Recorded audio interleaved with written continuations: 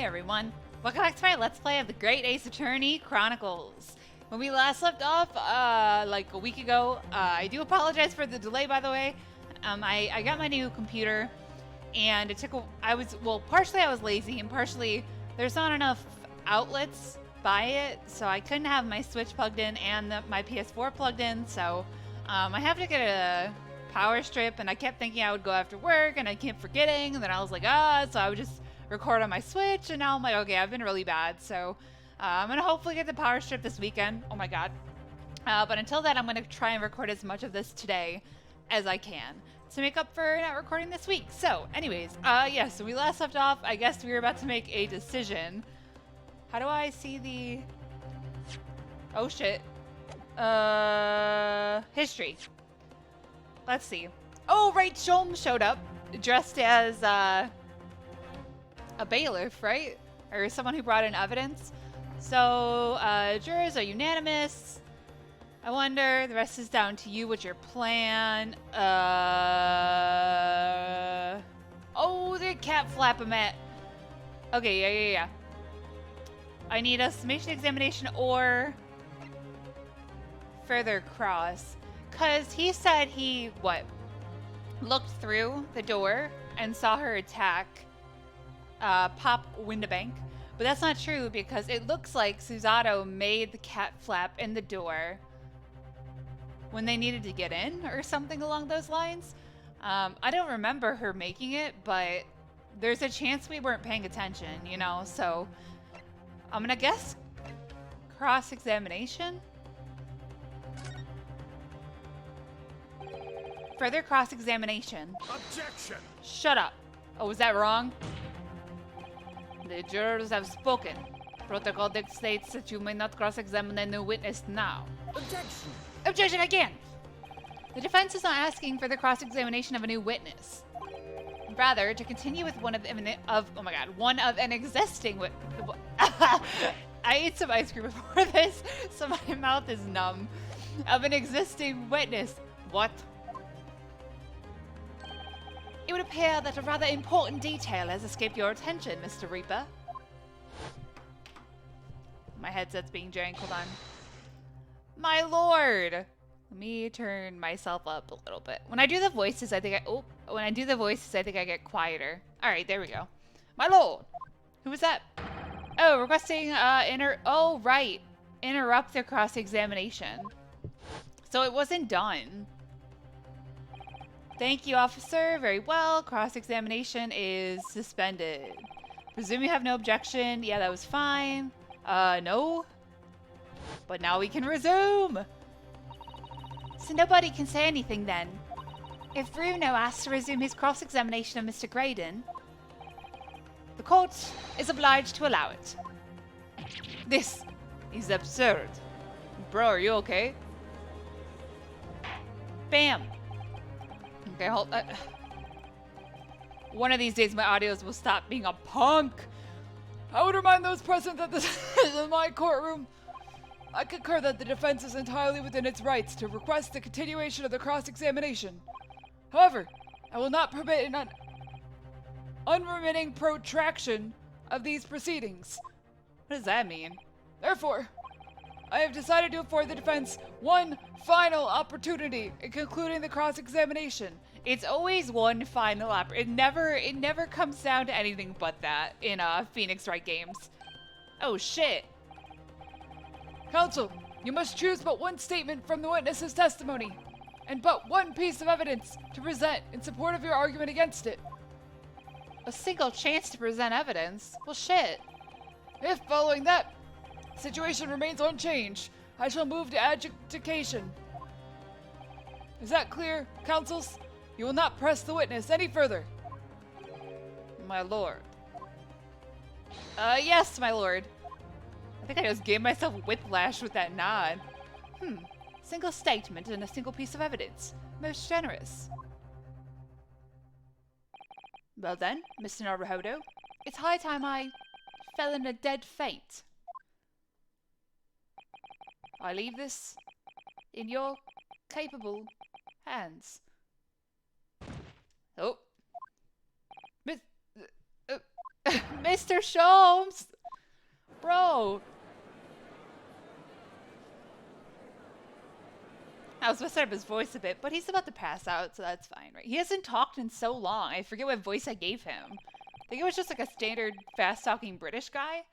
Stand so insouciant. Why do you keep using such big words? Insouciantly before the court in a state of such high fever.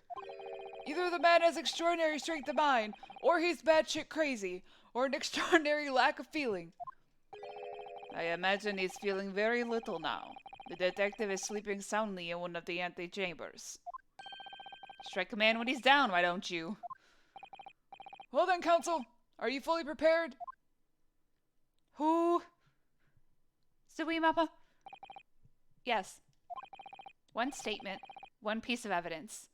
If you had one shot, one opportunity to seize everything you ever wanted in one moment, would you capture it? Or just let it slip? Yo. Okay, I don't want to get copyright. Spaghetti, spaghetti, that's the song. I won't let Mr. Sholmes down. Or Iris. Or Gina. Wait. And I won't waste this final chance that Suzato-san has given me. This is going to decide the entire outcome of the trial. Let's go. Very well then. Under the terms I have outlined, you may resume the cross-examination. So I'm not pressing, I'm presenting? Is that what he means? Moment of the shooting again. Okay. Let me save really quick. Just in case. I'm pretty sure it'll reload for us. No, yeah, if it's game over, I have to reload. Okay, never mind. Okay. Sharp pain. Pursued. I could see him through the peephole in the door. So there wasn't a peephole. Suzato-san made it. So that's wrong. Sorry, where'd you go? Compact, Do I need to look at it?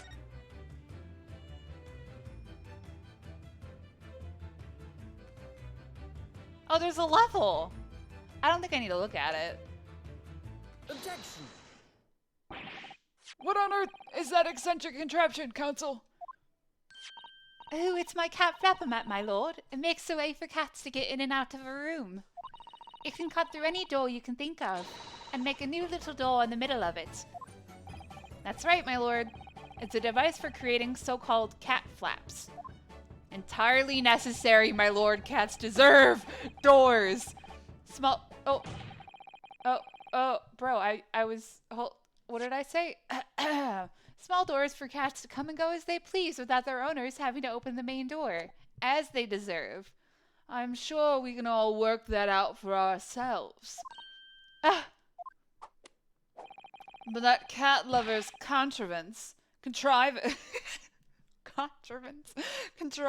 has no possible relevance to this case. Oh, really? Of course it doesn't. To start with, there was no cat flap in the pawnbroker's door. Huh. Not being a keeper of cats myself, I'm afraid I failed to see what this has to do with the matter at hand. A keeper of cats? I am the mighty keeper of cats. Perhaps it would help if I described its function another way then. Yeah, how exactly does it full-on create a swingable hinge for a small door?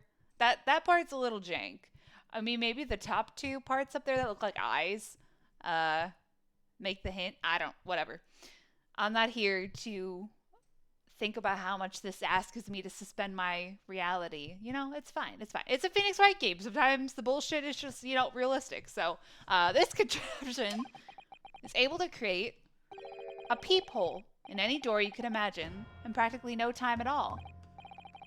I beg your pardon? A peephole, you say? 2 nights ago, we arrived at the scene only minutes after the murder of Mr. Windibank had taken place. That's right. According to the paperwork at the yard, it was you, your Japanese assistant, you don't even know her name? Jerk. And Sholmes. Yes, the 3 of us were together, and it's recently come to my attention that my assistant made use of this device at the time. Your assistant did what? There is a peephole in the storeroom door. I can attest to that. Because I looked through the peephole myself in order to see inside the locked storeroom. This is ludicrous. What are you trying to say? Of course there was a peephole in the door. I said as much in my testimony. How else could I have witnessed the crime, for pity's sake? No, he just says nothing. Yes, how could you? What? Counsel, kindly say what the fuck you mean. Alright, it's time. Time to strike the final blow. Just gets up and slaps him across the face. What I mean is this, my lord. My assistant made the peephole in the storeroom door, and until such time she did, the door had no hole in it to look through. What? No! Snap, crackle, pop, punk. This is a farce. Are you really suggesting that the peephole in the door was... Yes, it was created only after the incident had taken place, by my judicial assistant using this device. I mean, we have no proof though, right? Your assistant tampered with the crime scene whilst being fully aware of the gravity of her actions. Hold on. That's not the right button, Allison. Can we see it in the photo? Where is it? Yeah, right? There's no people there at the moment. I mean, the curtain blocks it. I don't know, but... Ah. That is the most serious act of vandalism. Okay, well, a man had just been murdered, my lord. Yeah, like, for which I humbly apologize, my lord. It was in the few minutes that I left the scene in order to pursue the Skulkin brothers and alert the police. Nevertheless, in the light of this new information, it becomes apparent that Mr. Graydon's testimony is riddled with holes. Peepholes, I dare say. Riddled with... Explain yourself, counsel. The majority of Mr. Graydon's testimony that appears to incriminate the defendant is based upon what he witnessed through the peephole in the storeroom door. Yes, that filthy girl shooting the man in the back. However, if at the time of the incident, that peephole did not yet exist in the door, there's no possible way that you could have seen what you claim to have seen. Ugh. In short, your entire testimony is a pack of lies. Ugh! Ha ha ha, it smells like a liar's soup. Order, order, order! Is there any credence in this revelation? Objection! None whatsoever, as my learned friend must surely realize. Exactly. This is just some cheap trick designed to discredit me. I'm afraid not, sir. Of course it is. Do you seriously expect people to believe that plaything can cut through a solid wooden door? Let me just walk up to the one behind him and use it and be like, there you go. Oh yes, I designed it to be very powerful. It can cut through even the toughest of doors. That's absurd. I don't believe it for a second. Haha, I had a feeling you'd say that. What? Wacky, cooey, time for dinner. Cooey? Oh! Oh! The baby! Hello! Look at you with your little bow tie. Well? Young lady! This is... This is the Old Bailey! One does not make cat flaps in the oak paneling at the Old Bailey! I'm not done yet, don't worry. This doesn't mean that the peephole in the storeroom door at Windibanks was made by your machine. And there's no way you can prove that it was. No, but it's easy. What? The cat flaps my cat flap-o-mat crates are all of a fixed size. And the dimensions of the peephole at Windibanks are an exact match. Ugh. I mean, we also have the picture, right? Hee, old Silky's lost for words. Excellent work, Iris. Thank you. And thank the cat. The cat worked hard too. And now it's my learned student's friend's turn to be lost for words, I feel. Oh god. I believe her judicial assistant has already left the country for her eastern island home. Well, yes, that's true. Then you may have some difficulty in establishing all of the facts. Yeah. For the sake of an argument, let us assume that people as dimensions are a perfect fit for this contraption. In that case, when was the people cut?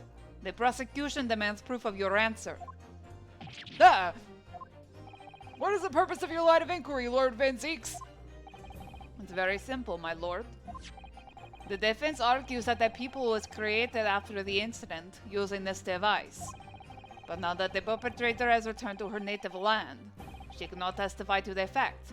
There is no proof. Yeah, that's true. That's what I was saying. Ugh. And for as long as the defense remain unable to prove when the people was made, my learned friend's claim amounts to nothing more than a baseless accusation. What? I thought we were friends, man. Indeed, that is so, Lord Van Zeeks. Well, counsel? Don't give up now, Bruno. This is the time to create your own opening and force your way through. I don't know if I can do this, but I do know one thing. Suzato-san is the greatest judicial assistant in the world. And I fucking love her, man. I ship it. Oh, God.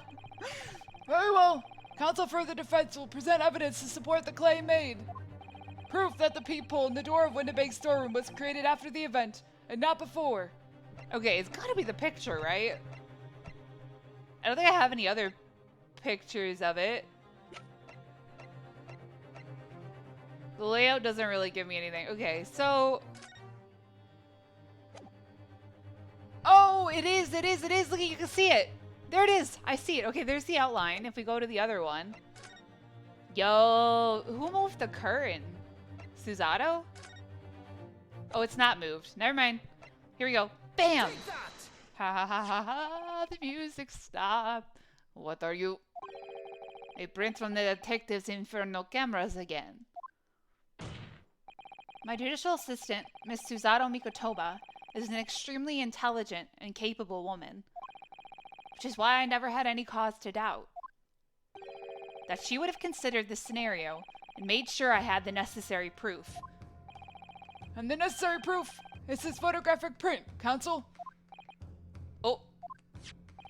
This print shows the scene in the shop moments after the defendant entered the premises. Agreed.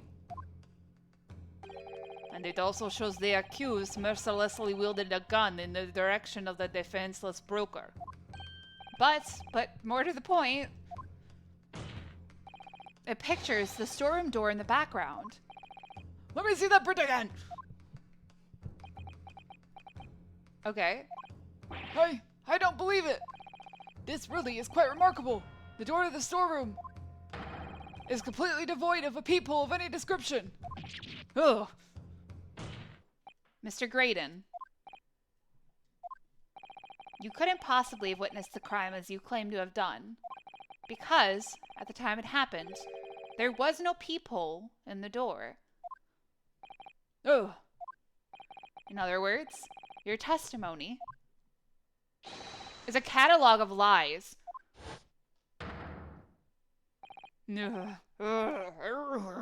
Ah! Can you hit your head on that a little? I'm kidding, that's mean. Order, order, order! I am satisfied that the defense has substantiated its claim beyond all reasonable doubt. Is he gonna start laughing? This witness's testimony was entirely fallacious. Fallacious. A fallacy. Fallacious. Delicious. That's not the only thing we know now beyond all reasonable doubt.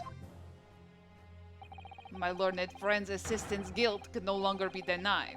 The woman tampered with a crime scene. Yeah, okay. But more importantly... Good lord! There's more! Lord Van Zeeks! The defense may have established a reprehensible instance of perjury. But that is no proof that this man is the victim's killer. that's true. Yes, that's right. What? I was there at the scene, it's true. And I was shot in the arm, it's true. But that's all. Yes, in fact, if you look at the circumstances, I am the victim here. Oh, please. No! I don't believe this. But they're right. As it stands now, I don't have any definitive proof that he is the culprit. Still, he can't worm his way out of it now. Iris? You know what they say. There's no point locking the cat's door after the cat has bolted. Isn't that right, Runo? Yeah, no? Wait, what? As Hurley always says, one lie begets another. No, wait. That might have been a line I wrote for him in one of my stories. Well, no matter who said it first, you're right. Mr. Graydon, not only did you give false testimony to the court, but the lies you told make no sense. Make no sense? What do you mean by such a remark? What you said in your testimony reveals that you know something you shouldn't have known. In other words, there is a fundamental inconsistency in your statements.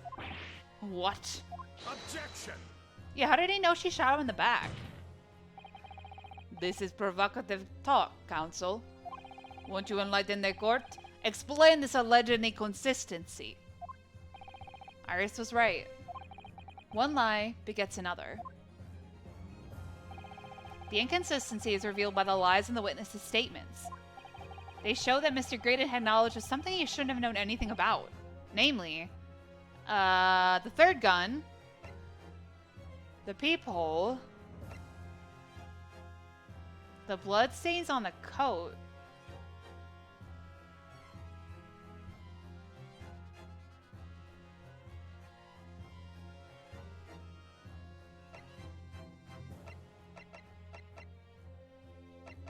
bloodstains on the coat, right?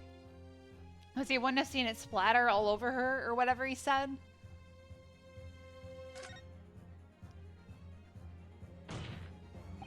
The bloodstains that were present on Miss Lestrade's coat.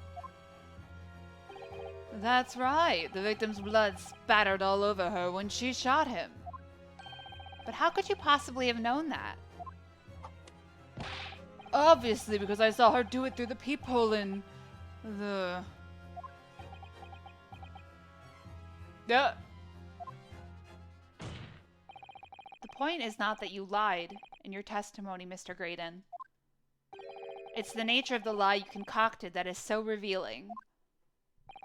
You're not making any sense. Then let me ask you a simple question. How is it, Mr. Graydon, that you knew of the existence of the peephole in the storeroom door? Oh, so I got it wrong? Well, how did he know about the peephole? What? Yeah, well, does that mean he was watching us? I don't understand. Because he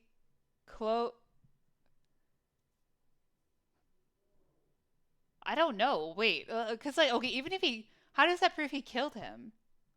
He came back? Because we got there after him, right? And so Susato made the peephole, and he saw her make that. I don't understand. Wait, okay, let's just listen. Okay, who knows? What? Well, obviously, I... Has the cat got your tongue, witness? The peephole in the door was made after the incident occurred. Once I returned to the shop, having failed to catch the two burglars, Scotland Yard's investigators arrived immediately. Since that time, the police have been at Winnipegs constantly, carrying out their investigation.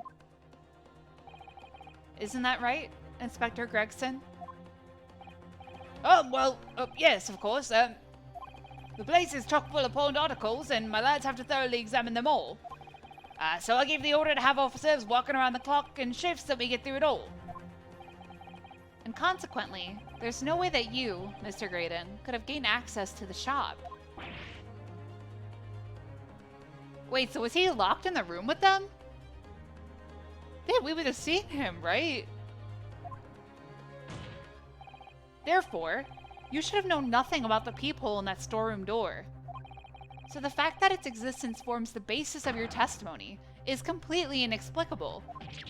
Objection! And yet, the fact remains that Mr. Graydon did maintain that the witnessed a crime take place to the people in the door. How on earth is that possible? Door was open? He shot the guy? I mean, if he shot him from behind, the blood would have gotten on her coat, right?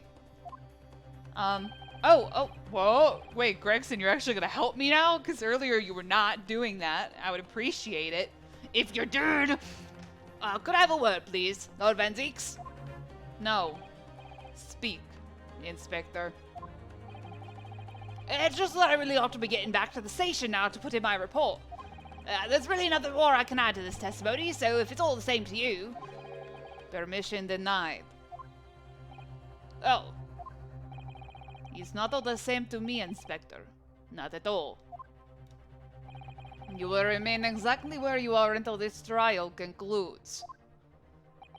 Yeah. What are you trying to hide, Gregson? Of course, sir. Mr. Graydon. You shouldn't have known about the existence of that peephole. Which can only mean that you must have been informed about it by somebody else.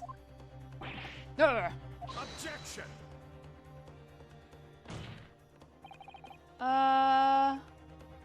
Yo, is Gregson gonna betray us? What is this? Stop there, my learned friend. You realize, I trust, that the words you just uttered have extremely serious implications. Yes. But the defense believes that the details about the case that Mr. Graydon claims to have seen must have been revealed to him by a certain person before his testimony. And in fact, considering a particular clue we have, there's really only one person that could be. Gregson, no! Gregson, no! Who is the person in question, Counsel? Who gave this witness details of the crime scene to facilitate his false testimony?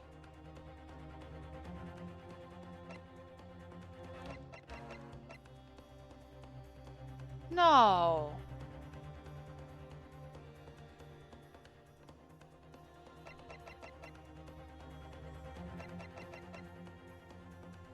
He's the only one, right?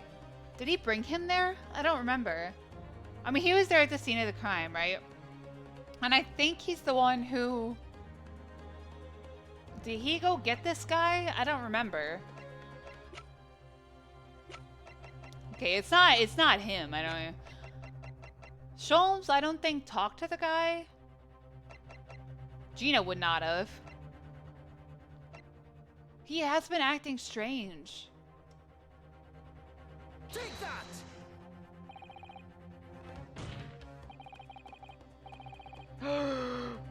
No. Oh wait, I shouldn't save now. That's not good.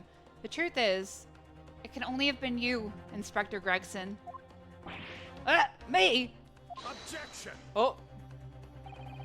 You had better have some proof to substantiate such a rash claim, my learned friend. Consider the fact that we have only been aware of Mr. Ashley Graydon's identity for the last few hours. We learned of it only during the course of the trial today. Indeed. Preparations for his testimony were made with great urgency during our hour-long recess. While the police executed the subpoena, brought the man here from the communication station. And until that time, Mr. Graydon would have had no idea. No inkling that he would suddenly be required to appear in court. Are you suggesting that until such time as he was summoned? Yes, my lord. Until then, it's reasonable to assume he knew nothing of the peephole. It was only once Mr. Graydon was in the stand that he realized his position. That he would have to defend himself against the accusation that he was the third intruder. You're suggesting to the court that it was while this trial was in progress that he received the information? So that he could commit perjury in order to save his skin? Exactly. The only person with the knowledge of the investigation that he had any contact with is you, Inspector Gregson. This is a blooming outrage! Why would I be giving away the details of our investigations to this fella, eh? Huh? I was summoned to his lordship's chambers during the recess in any case. Had you forgotten that? Quite true. I had a number of questions regarding the events that transpired at the pawnbrokery. Which means? The first time these two laid eyes on one another was after proceedings resumed, following the recess. Since then, they've been in full view in the stand, where such illicit discussions couldn't possibly have occurred. Ah! Oh, I've just remembered something, Runo. What is it, Iris? There was one time before, wasn't there? I think it was when Ginny was testifying. Oh yes, now that you mention it. When the bailiff was dispatched to retrieve McGilda's music box from the scene of the crime. That's it. It was during that testimony. Yeah, they wouldn't shut up. I remember finding it strange at the time. Mr. Graydon and the inspector seemed to be having some kind of secret discussion. Whose side are you on, Gregson? It would have been possible for you to give Mr. Graydon the information he needed then. You little do-rag! You're making all this up! I'm a respectable Scotland Yard inspector, for crying out loud. Why would I do something like that? Why would I be giving away confidential details to the likes of this bloke? Admittedly, you wouldn't have had any reason to do something like that for no gain. But perhaps it was part of a deal of some kind. Then it starts to make more sense. What deal, counsel? I wonder if perhaps in exchange for details about the peephole at the crime scene, Mr. Graydon agreed to give a certain something to the inspector. The disc? No. I'm sure I need to remind the inspector that, if found to be true, striking a deal of any kind with a witness would be considered a gross case of malfeasance. Well, I... Objection! Oh shit. It's becoming clear. They're jumping in with accusations is this Nipponi student's specialty. I don't do that. But with the stakes so high, the prosecution is not prepared to listen to baseless charges. It is incumbent on the defense now to present evidence in support of this diabolical claim. Evidence? Just what are you proposing that the inspector demanded that they witness in return? The court must see proof of this alleged deal. I mean, is it the disc? If Inspector Gregson really did strike a deal with Mr. Graydon, then logically, there's only one thing he could have asked for. That must be it. Bruno, do you think it could be? Yes. It's the missing link that would join all the dots together in this puzzle. I must press you for an answer now, counsel. What evidence explains the nature of the alleged deal that Inspector Gregson made with the witness? I mean... right? It's the other disc. I mean, Gregson was trying really hard to get this one, wasn't he?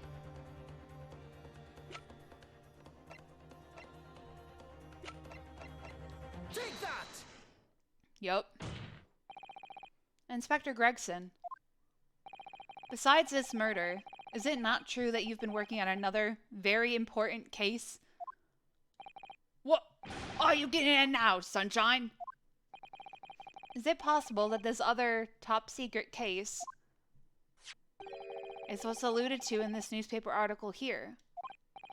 Classified secrets being leaked overseas from the Ministry of Justice. How the bleeding Nora could you... We discovered during the course of this trial the music box deposited at Windibanks by Magnus McGilded.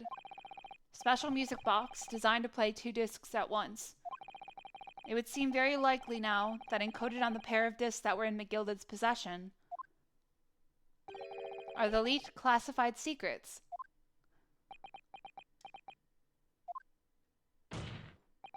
So I put it to you, Inspector, that in order to recover the second of the discs containing those secrets, you covertly made a deal with Mr. Graydon in which you exchanged the disc for details of the case. You little... Ah! Oh my god, it's raining. It's raining French fries. SOS. Order! On the day of the incident, when we met you at Windibanks, you said this. I don't remember what he said. I'll be taking that whatever it is in McGilded's down to the yard, thank you very much. So hand it over. No, don't give it to him. It's mine, that is. Yeah, I remembered this. Sorry, miss. But anything belonging to McGilded has to be taken in as evidence now. Yeah. Scotland Yard already knew at that time. Isn't that right? Oh my god, that Magnus McGilded was involved in the stealing of government secrets. My orders were... recover the medium used to convey the secrets leaked from the ministry. And do it on the QT. Strictly hush-hush.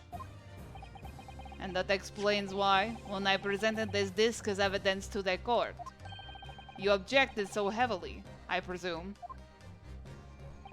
Because you knew that it contained highly confidential information. Blimey, not likely. I mean, I wasn't that sure of it myself. I realized there was a possibility, that's all. Inspector, surely you're not saying that in order to acquire the second of these music box discs, you did indeed reveal confidential details of the crime scene to the witness. To aid and abet this man in giving false testimony? There's no other way that Mr. Graydon could have known of the existence of the peephole. It's the only explanation. A deal was struck between these two men. Literally on the stand. What the hell? Graydon, or Gregson. Objection! Oh god. If, and I stress if, the sobering assertion turns out to be founded in truth, it would mean that the second disc is, as we speak, here in this very courtroom. Search him! Search him! Wait, what? In this room? How could you possibly make a claim like that? Because Inspector Gregson is a Scotland Yard detective. What? What's that supposed to mean, eh? Well, the safest place for him to hold something is on his person, right? As a seasoned policeman, the inspector will have approached his alleged deal with caution. And certainly, he would not have accepted a gentleman's agreement in this matter. Oh, he wouldn't have done it without actually having it. Yeah. No, he would have insisted on having the article agreed upon in the palm of his hand. Good gracious! Then, you mean to say Inspector Gregson already has the item in question in his possession? He has the second disc actually on his person? Yes! Yes! The defense demands that the inspector is searched at once. Definitely. They could only have struck a deal with each other when Ginny was testifying before. And Gregsy hasn't moved from the witness stand since. Although he's certainly tried. My lord, please, order an examination of his personal effects immediately. Well, Inspector, We're gonna do this gracefully or not?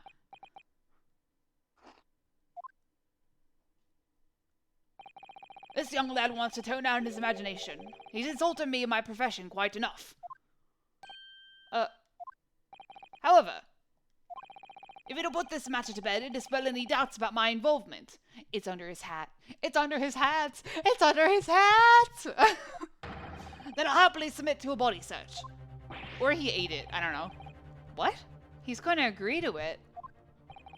I presume you're aware of the precipice on which you now teeter, my learned student friend.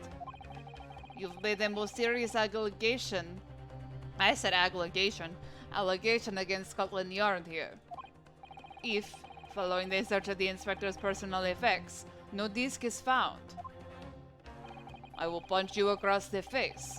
You will be deemed unfit for court service. This trial will end.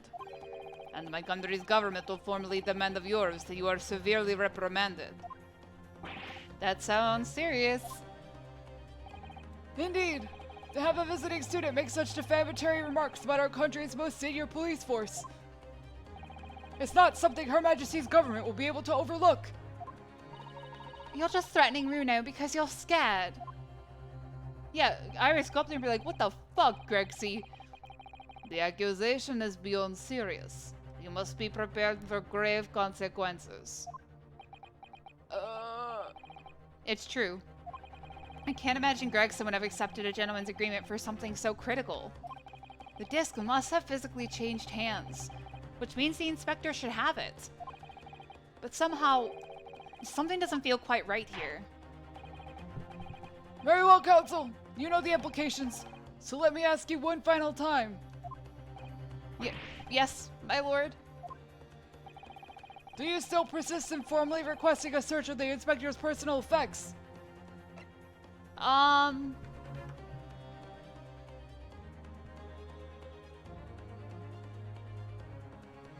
Maybe he gave it to one of the Skulkin brothers, right? He was like shaking the one at one point, right?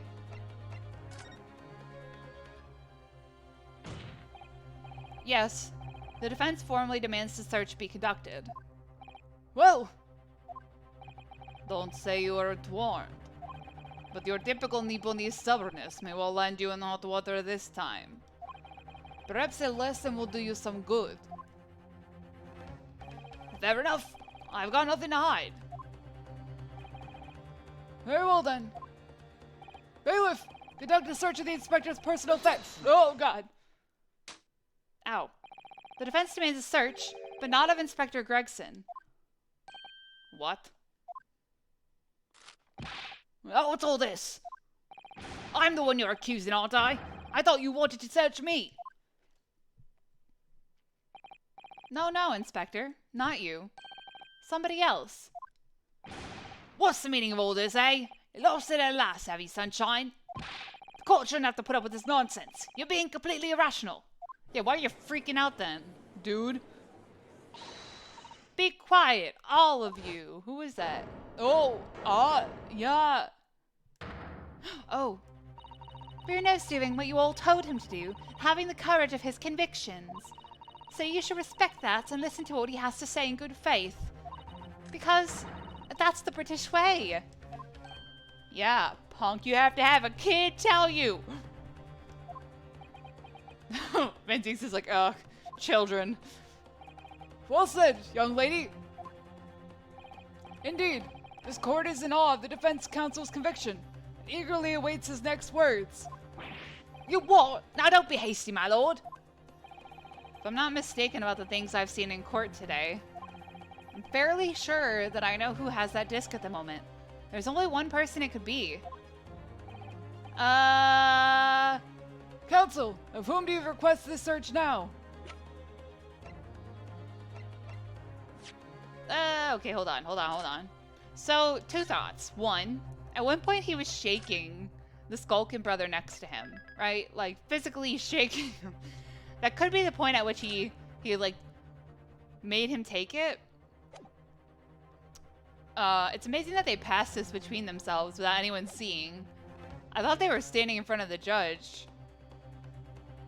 Oh no, they're in front of... Oh, they're opposite the judge. I guess there's no people sitting behind them, right? Isn't the jury sitting behind them? No, the jury's sitting by the judge. Anyways, okay, so it's either this guy, I think, who's standing next to him, or he put it on Sholmes when he passed out. But that would be too sketchy because if Sholmes woke up, then he'd find it, right? And that would be an issue. So I'm guessing he gave it to this guy because this guy works with Graydon, so he'd be able to sort of convince him to let it go. So Take that! I'm gonna go with him. Of my lord? Oh, I was like, what? Mr. Nash Skulkin. Well, I never. Blimey! Me? Him?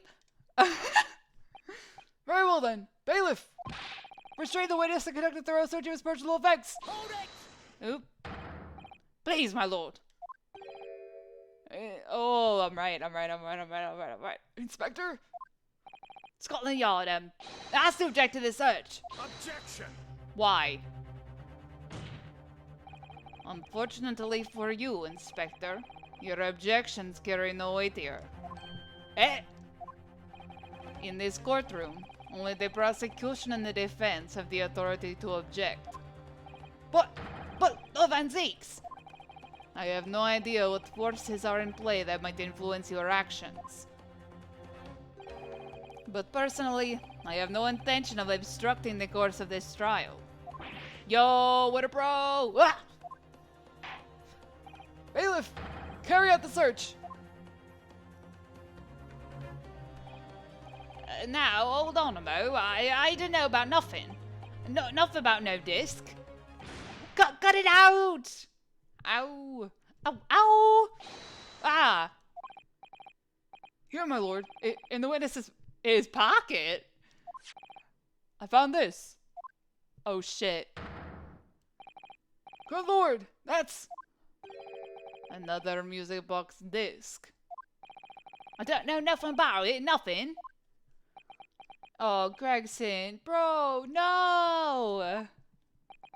Ugh. I'm sad. That is the second music box disc left behind by Magnus McGilded. Is it not, Inspector Gregson? Ah! Ah! Bro, I need a drink of water. My throat is hurting. Hold on. Order! Roll! Mr. Skulkin, what have you to say for yourself? Gordon Bennett. I was like, Gordon Ramsay? Sorry, I had to take a drink. I haven't recorded this in a few days, so it hurts my throat to do some of these voices. Gordon Bennett, I mean, just Gordon Flamin' Bennett. I swear I didn't know nothing about that disc. Honest to God. Counsel, would you please explain what exactly is going on here? The alleged deal that was struck between this witness and this detective, no? Or what it was. Oh, what? Without question, my lord. Then, for pity's sake, why on earth was this man in possession of the disc that the inspector traded for information? Inspector Gregson is a shrewd, calculating man who rarely loses his composure. But at one particular point in this trial, he exhibited some unusual behavior for a brief moment. I don't recall. What unusual behavior? Ah! It was, yes, during my cross-examination of Mr. Graydon. Tell me, Mr. Graydon, when you left the pawnbrokery that night, was it by any chance with the second disc in your jacket pocket? Admit to nothing of the sort.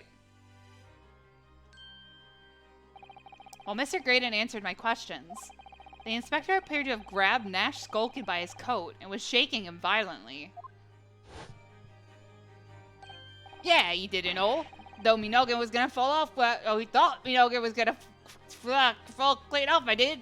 But I was wishing I'd been born as my brother, I was.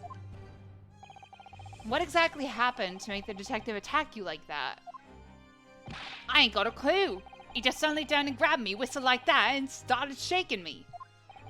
Why the blazes didn't you mention the third gun when we got you down the station? That's what he said. Yelled it right down me ear, all he did. Me head's still throbbing now. Huh. The way the detective behaved then was extremely out of character. But looking back now, it must have been then that he did it. That was the opportunity Inspector Gregson created for himself in order to hide the disc. Well, bless my wig! He hit it? You. I mean, you!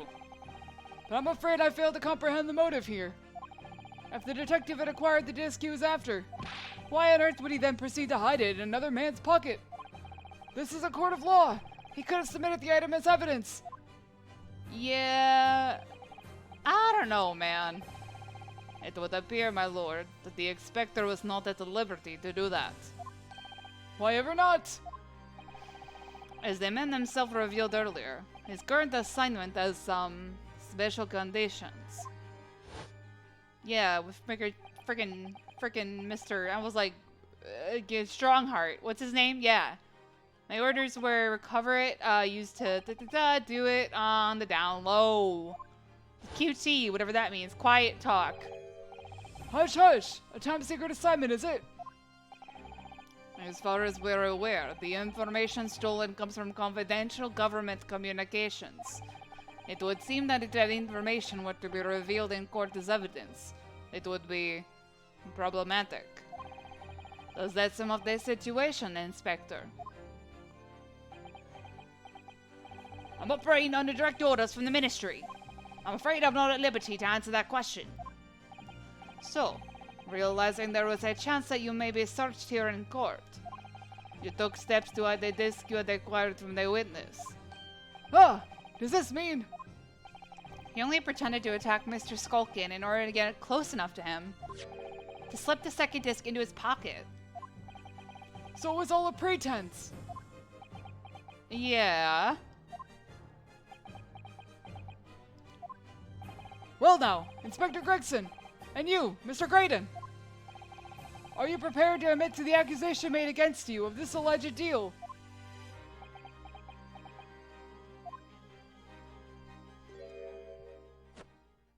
No, God. Admit to it.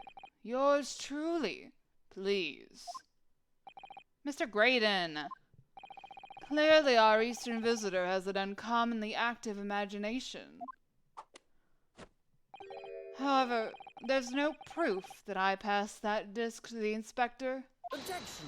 Come on, Inspector. But then, how do you explain the reason why you knew about the peephole? I'm under no obligation to explain.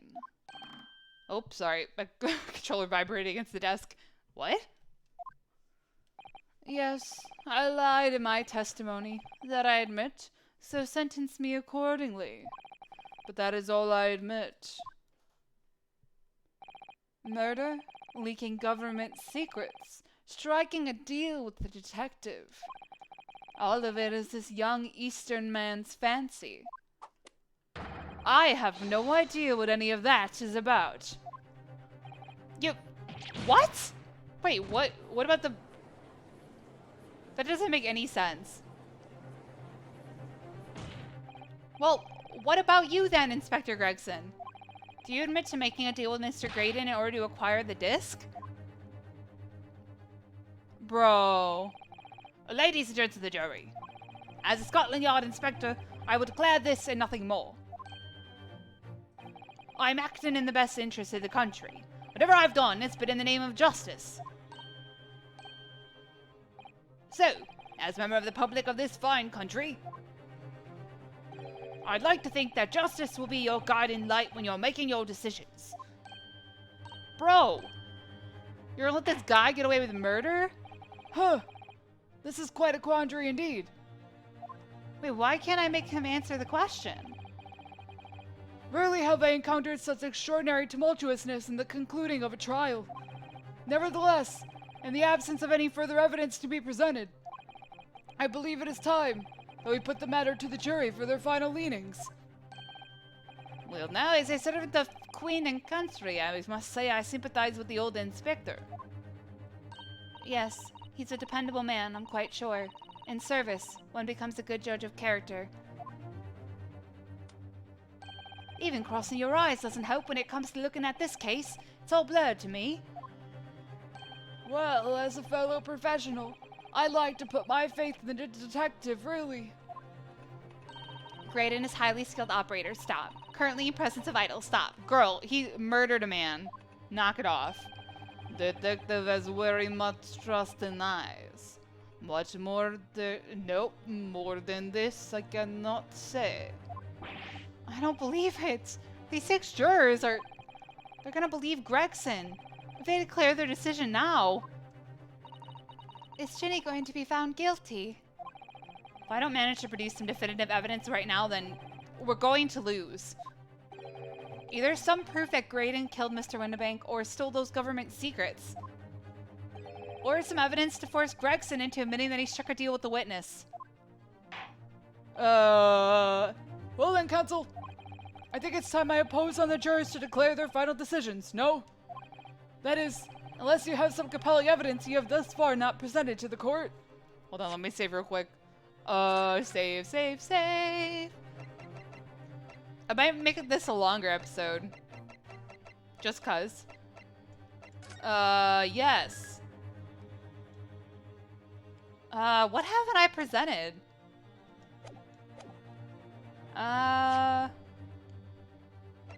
Armband. The story. Blood samples. I can't read this, right?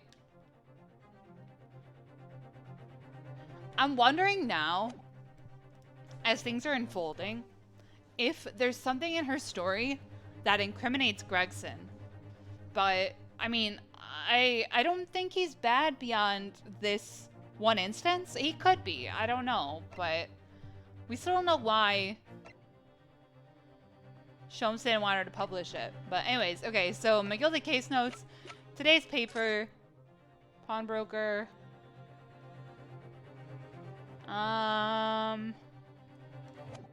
Do I have proof? Do I have proof? Floor plan. Okay.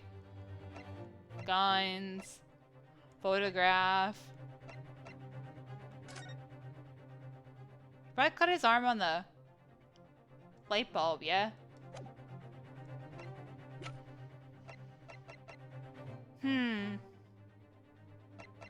I don't know.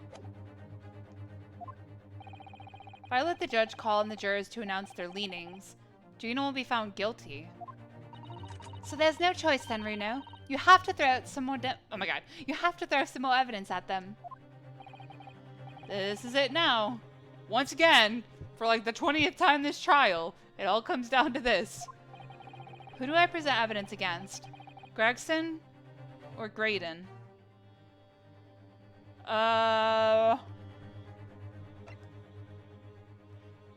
Leave it to the jury? What, like let them vote?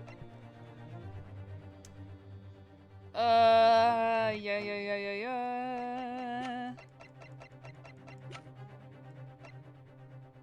What if we have Iris talk to Gregson? How about that? Is that good enough? Shit.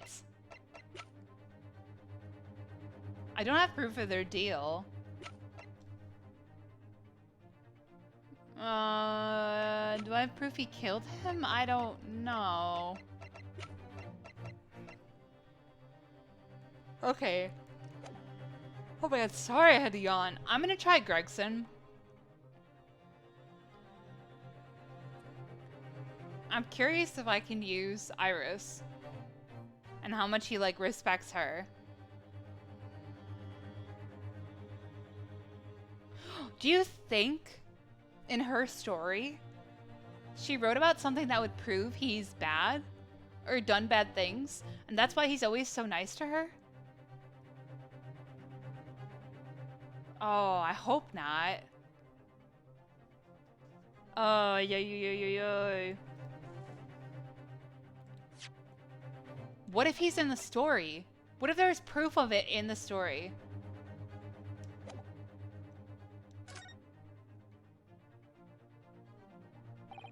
Inspector Gregson, there is one final piece of evidence I would like you to see. Eh? What's that then? If you refuse to acknowledge that you did in fact strike a deal with the witness here today, then you leave us no choice but to examine this piece of evidence thoroughly. Well, go on. This is my last chance. Looks like I'm gonna have to force his hand here. One final piece of evidence to get this detective to admit to the deal he clearly struck with Graydon. Is it?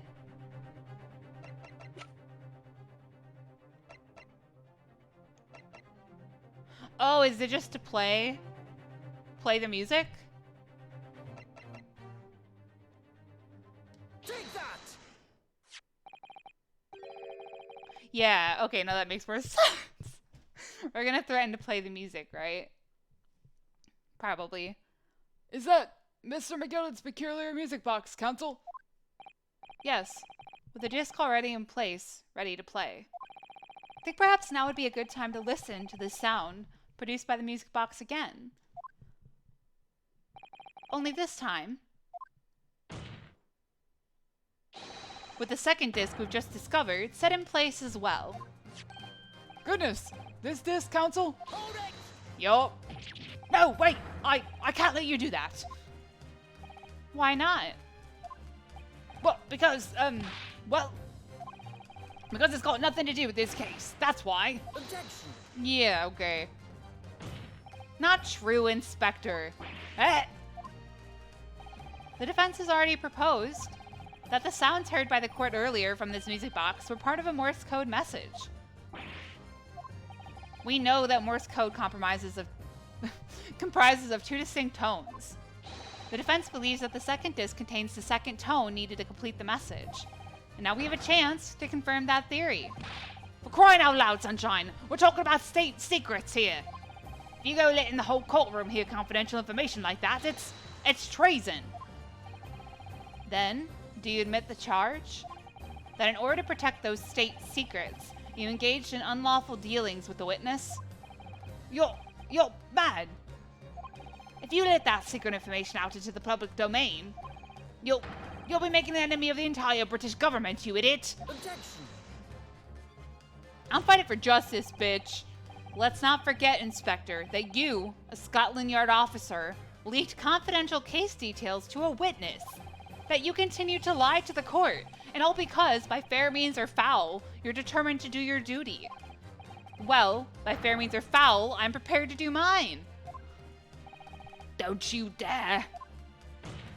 I will stop at nothing to protect my client. I don't care who I make an enemy of.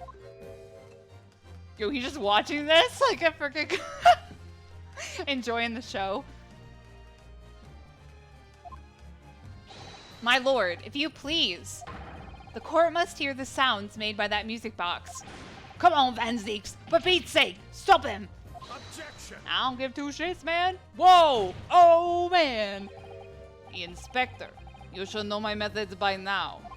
I'm a prosecutor. I'm no Scotland Yard puppet. Duh, let's go, Van In this courtroom, my duty is to the law. So, let me propose a toast to uncovering the truth by fair means or foul. Yo! Man, dude, I love you. Ah, he finally respects me. Gosh, I got his approval. Oh, God. That's so great. Very well. The offensive stance here, that of the prosecution has been made very clear, I feel. Therefore, in accordance with the defense's request,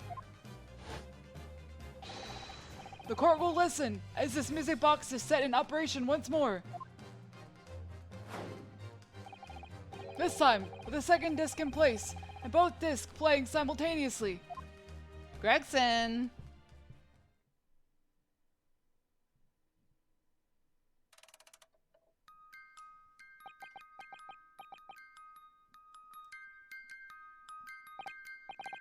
Oh, listen to that. It's unmistakable now. It's Morse code. Oh, shit. All right, I admit it. Whatever you want, but for the love of God, shut that blooming box up! Gregson, bro, what the hell, man? Well. Let me ask you again then, Inspector Gregson. Did you, or did you not, strike a deal with the witness next to you in the stand, Mr. Ashley Graydon? Specifically, did you furnish the witness with confidential case details in exchange for this music box disc? Did you reveal the existence of the peephole in the pawnbroker's storeroom door, Inspector? Aw, Gregson, come on, man. I did. Oh, shit. Stop. What are you doing, man? It's all exactly like the young Easton lawyer said. When the trial resumed after the recess, and we were stood here in the stand together. Yo, he's gonna shank him or something. That's when he approached me with the deal. Shut up, you imbecile. Shut up! Oh. Psst, you there! You're the detective who turned up at the pawnbrokery the other day, aren't you? I may have something you're looking for, Inspector. With me at this very moment. So how about a trade? I suggest you accept. Or information that may make certain individuals uncomfortable will soon become very public indeed. Oh, man. I couldn't let that information become public knowledge. Not under any circumstances. So I accepted the man's proposal, told him details about the case that should have put him in the clear. Peephole in the storeroom door, and the bloodstains on the overcoat. By giving false testimony, this witness intended to have the defendant wrongly accused of murder. Inspector, you knew that. Yet you still revealed those details to facilitate the witness's perjury. I did. But then it turned out the peephole had only been made that night, after the incident took place. Scotland Yard wasn't aware of that, if I'm perfectly honest. Well, Mr. Graydon, what do you have to say for yourself? There's nothing and no one left for you to hide behind. You struck a deal with the inspector in order to escape conviction of a very serious crime. Namely this. Moida, you are the third intruder who broke into the pawnbrokery on the night in question. And you perpetrated the murder of the proprietor, Mr. Pop Windibank. Oh, you.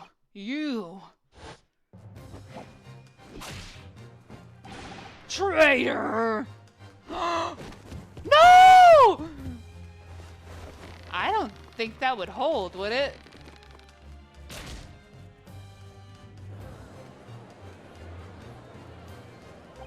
Bailiff! Bailiff! Restrain that man! At once! Well, a piece of wood would not hold like that. That's it then. It's all over.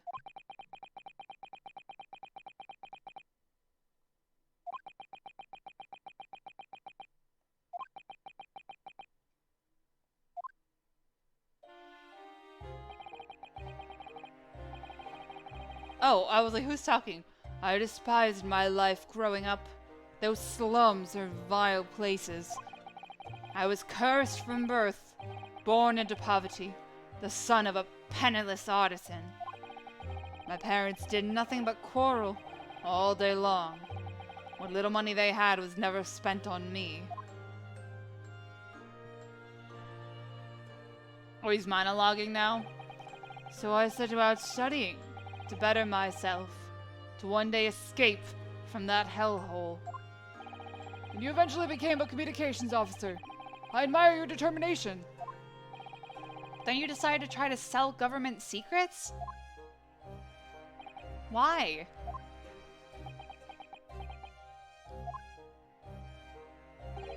Isn't it obvious? Because I wanted money. Even now, years later, the nightmares of my life in the slums wake me in the small hours. I wanted to drown them out with more money than anyone who lived in that squalor could ever imagine. Then one day, I met him. Mr. Magnus McGilded. That bitch. You're a fiend with a queer talent, so you are. I'm ready to throw you away if you're interested. All you need do is go along with me little plan now. Piece of shit! I was to steal the ministry's telegraphic message logs, and McGilded would buy them for a handsome sum. As I was responsible for inspections of the ministry's communications office, it was a simple enough task. The allure of the devil's offerings. How easy it is to succumb. But you must surely have realized the seriousness of the crime you were committing. And for that reason, I took great lengths to ensure that my actions were untraceable. By using their music box.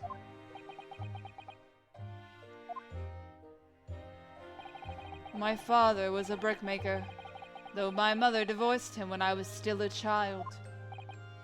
Yes, Mr. Mason Milverton.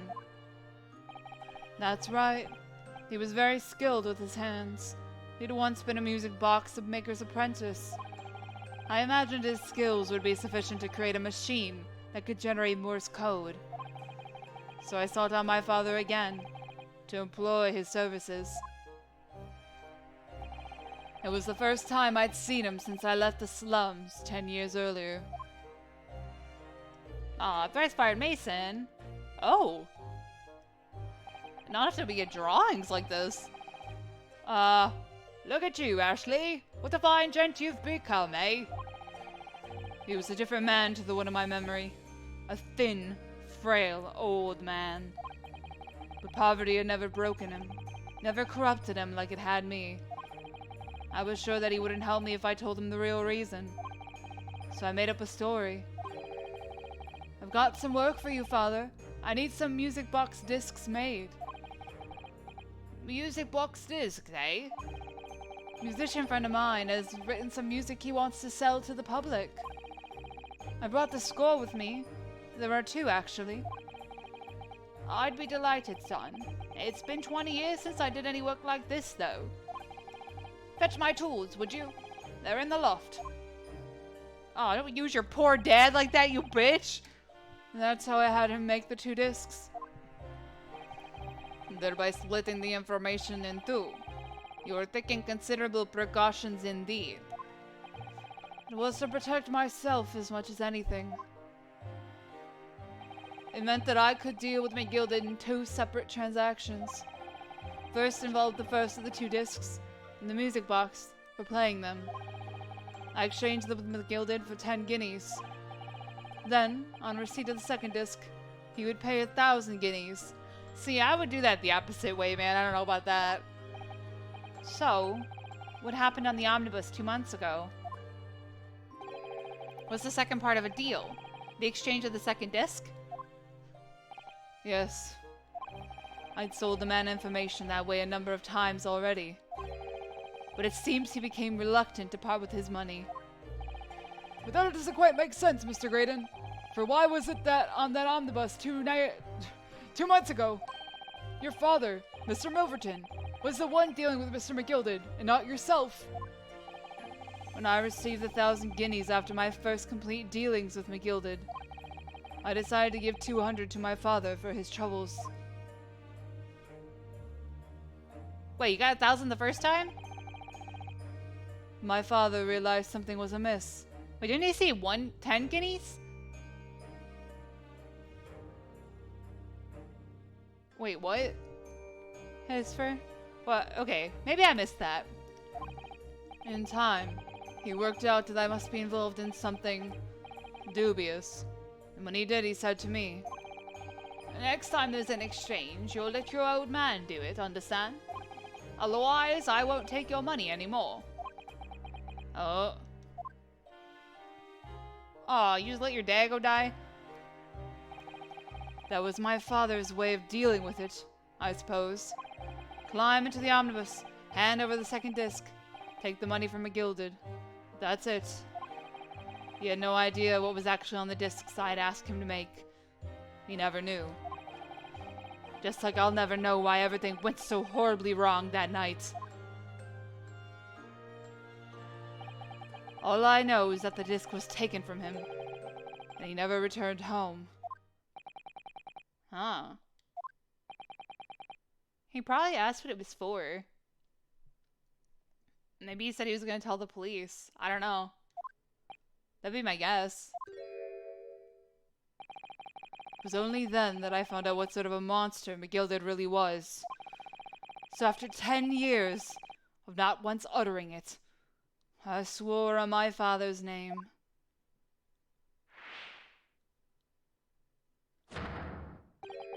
To exact revenge. Yo, he set him on fire. He set him on fire! Revenge? Oh, sorry, shit. As anyone with even the remotest knowledge of the man will no doubt be able to imagine. McGilded brought all his wealth and influence to bear in the most despicable of ways.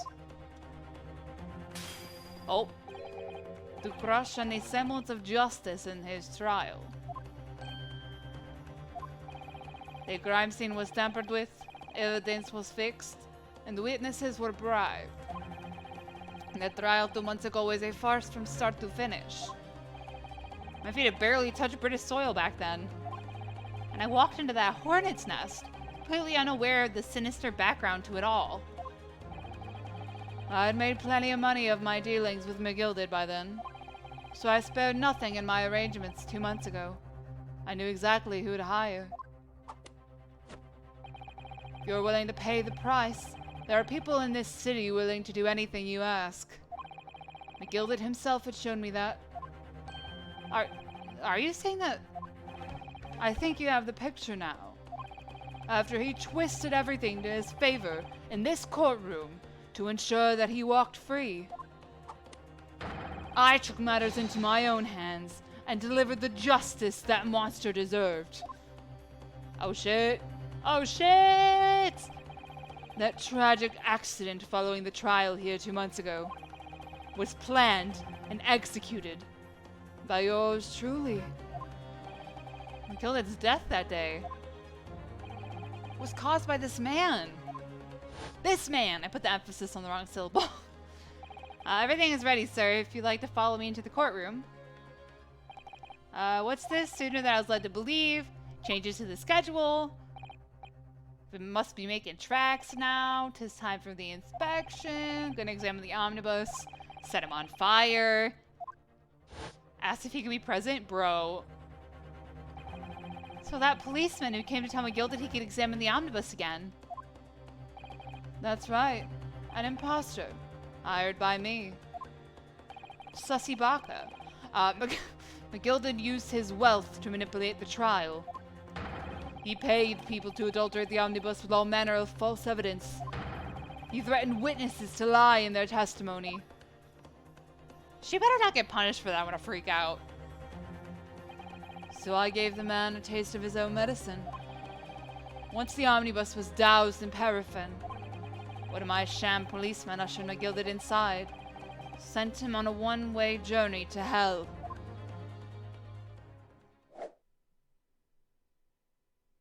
Shit.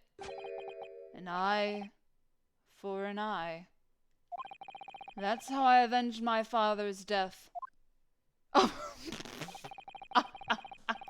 His face. Spine-chilling account indeed. But that wasn't the end of it for me. There was a loose end, you see. A loose end? Yes, I should think it's obvious. The second disc, which my father had taken to exchange with McGilded. Ah, yes! There was indeed no mention of it in the man's trial 2 months ago. Clearly because it had been removed from the scene of the crime. When I realized it was missing, I remembered something. Something from the first time I dealt with McGilded. Oh. Oh! This is the first of the 2 discs, and the music box you need to play them. Well, look at that now. What an ingenious little invention. I don't know what voice that was. So then, as promised, 10 guineas for you, young man? What's this? Windibank's pawnbrokery. Aye, 'tis a pawnbroker's ticket, so it is. You can use it to redeem an article I've deposited there for ye. There's no need to give a name. Just hand over the ticket and tell the fiend the watchword. I've put a jewel in a pawn for ye. It'll fetch a good 10 guineas if you sell it, so it will. I've never heard of a pawnbrokery being used in quite that way before. Have you not, Mr. Graydon? London's pawnbrokeries are very useful places, you know. Each one is like an extremely secure vault. I'm stuck on a cable. Okay, I'm good. Ah, okay. So you figured it would be there. So I knew that if he'd taken steps to hide the disc... Oh, I had a hiccup. Oh god, ow. It would be in that pawnbrokery somewhere. And that on the night he killed my father, he must have entrusted the ticket to someone. Yeah, to Gina.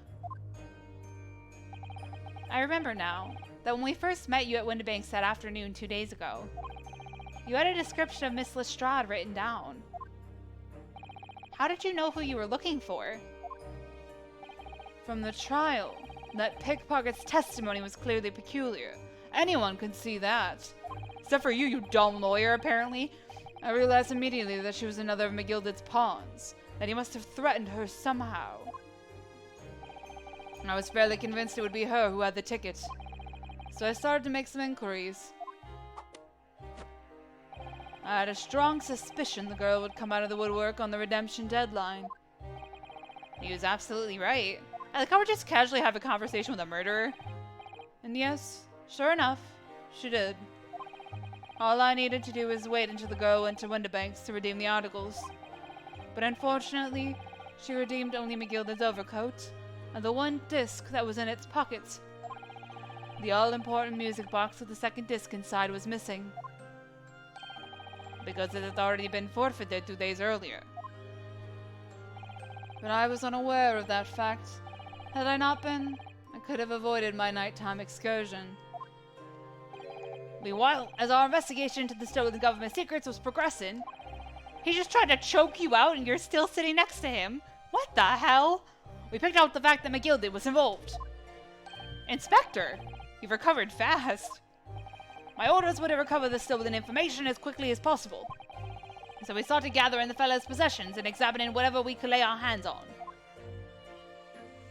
We had a full-scale investigation going at the yard, but we had to keep it as quiet as we could. Then, when the inspector here took the disc from me in the pawnbrokery that day, I became nervous. I was sure the music box and the second disc was still there in the shop somewhere. So I knew that it was a race against time. I had to find those articles before the police did. So that's what prompted you to break into the place that same night.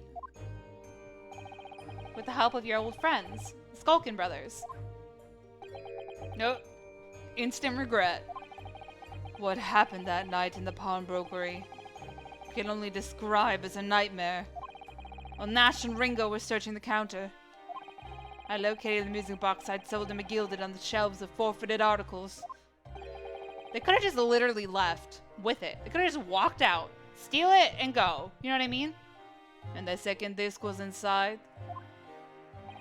Yes, I slipped it into my pocket with a very deep sigh of relief. But then, something entirely unexpected happened. What are you doing in my shop? I don't remember his voice. Oh, God. And then shit hit the fan.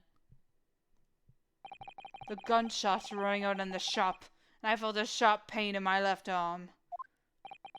They broke our father's gun, and the bullet pierced your limb. Your limb. Yes, exactly. But unfortunately, I decided to bring my own gun with me that night, just in case. Ah. Bro, you could have just left. Before I knew what was happening, I'd fired back. The man had already turned to flee. I hadn't intended to fire in his direction, much less kill him. But unfortunately for both of us, the bullet hit home. Struck him in the middle of his back as he fled through the storeroom door for refuge. Ah.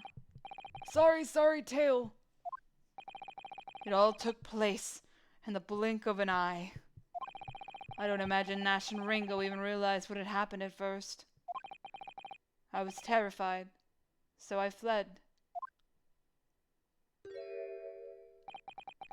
And that's the whole story. It's everything that happened at Windibanks on that wretched night. Ah. I should feel bad, but I don't, because, like, I don't know, man. You used your father, kind of got him killed. Not good.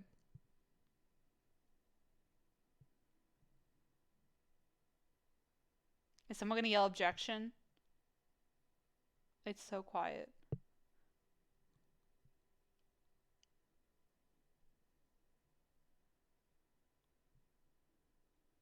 Okay. Whew! God, that was terrible. Earlier, you called McGilded a monster. A man who used his wealth and influence to distort the facts and escape justice for the crime of murder. What tragic irony. For what you have done, is exactly the same. Yo! Tell him! You've become the very monster you saw and despised so deeply in McGilded.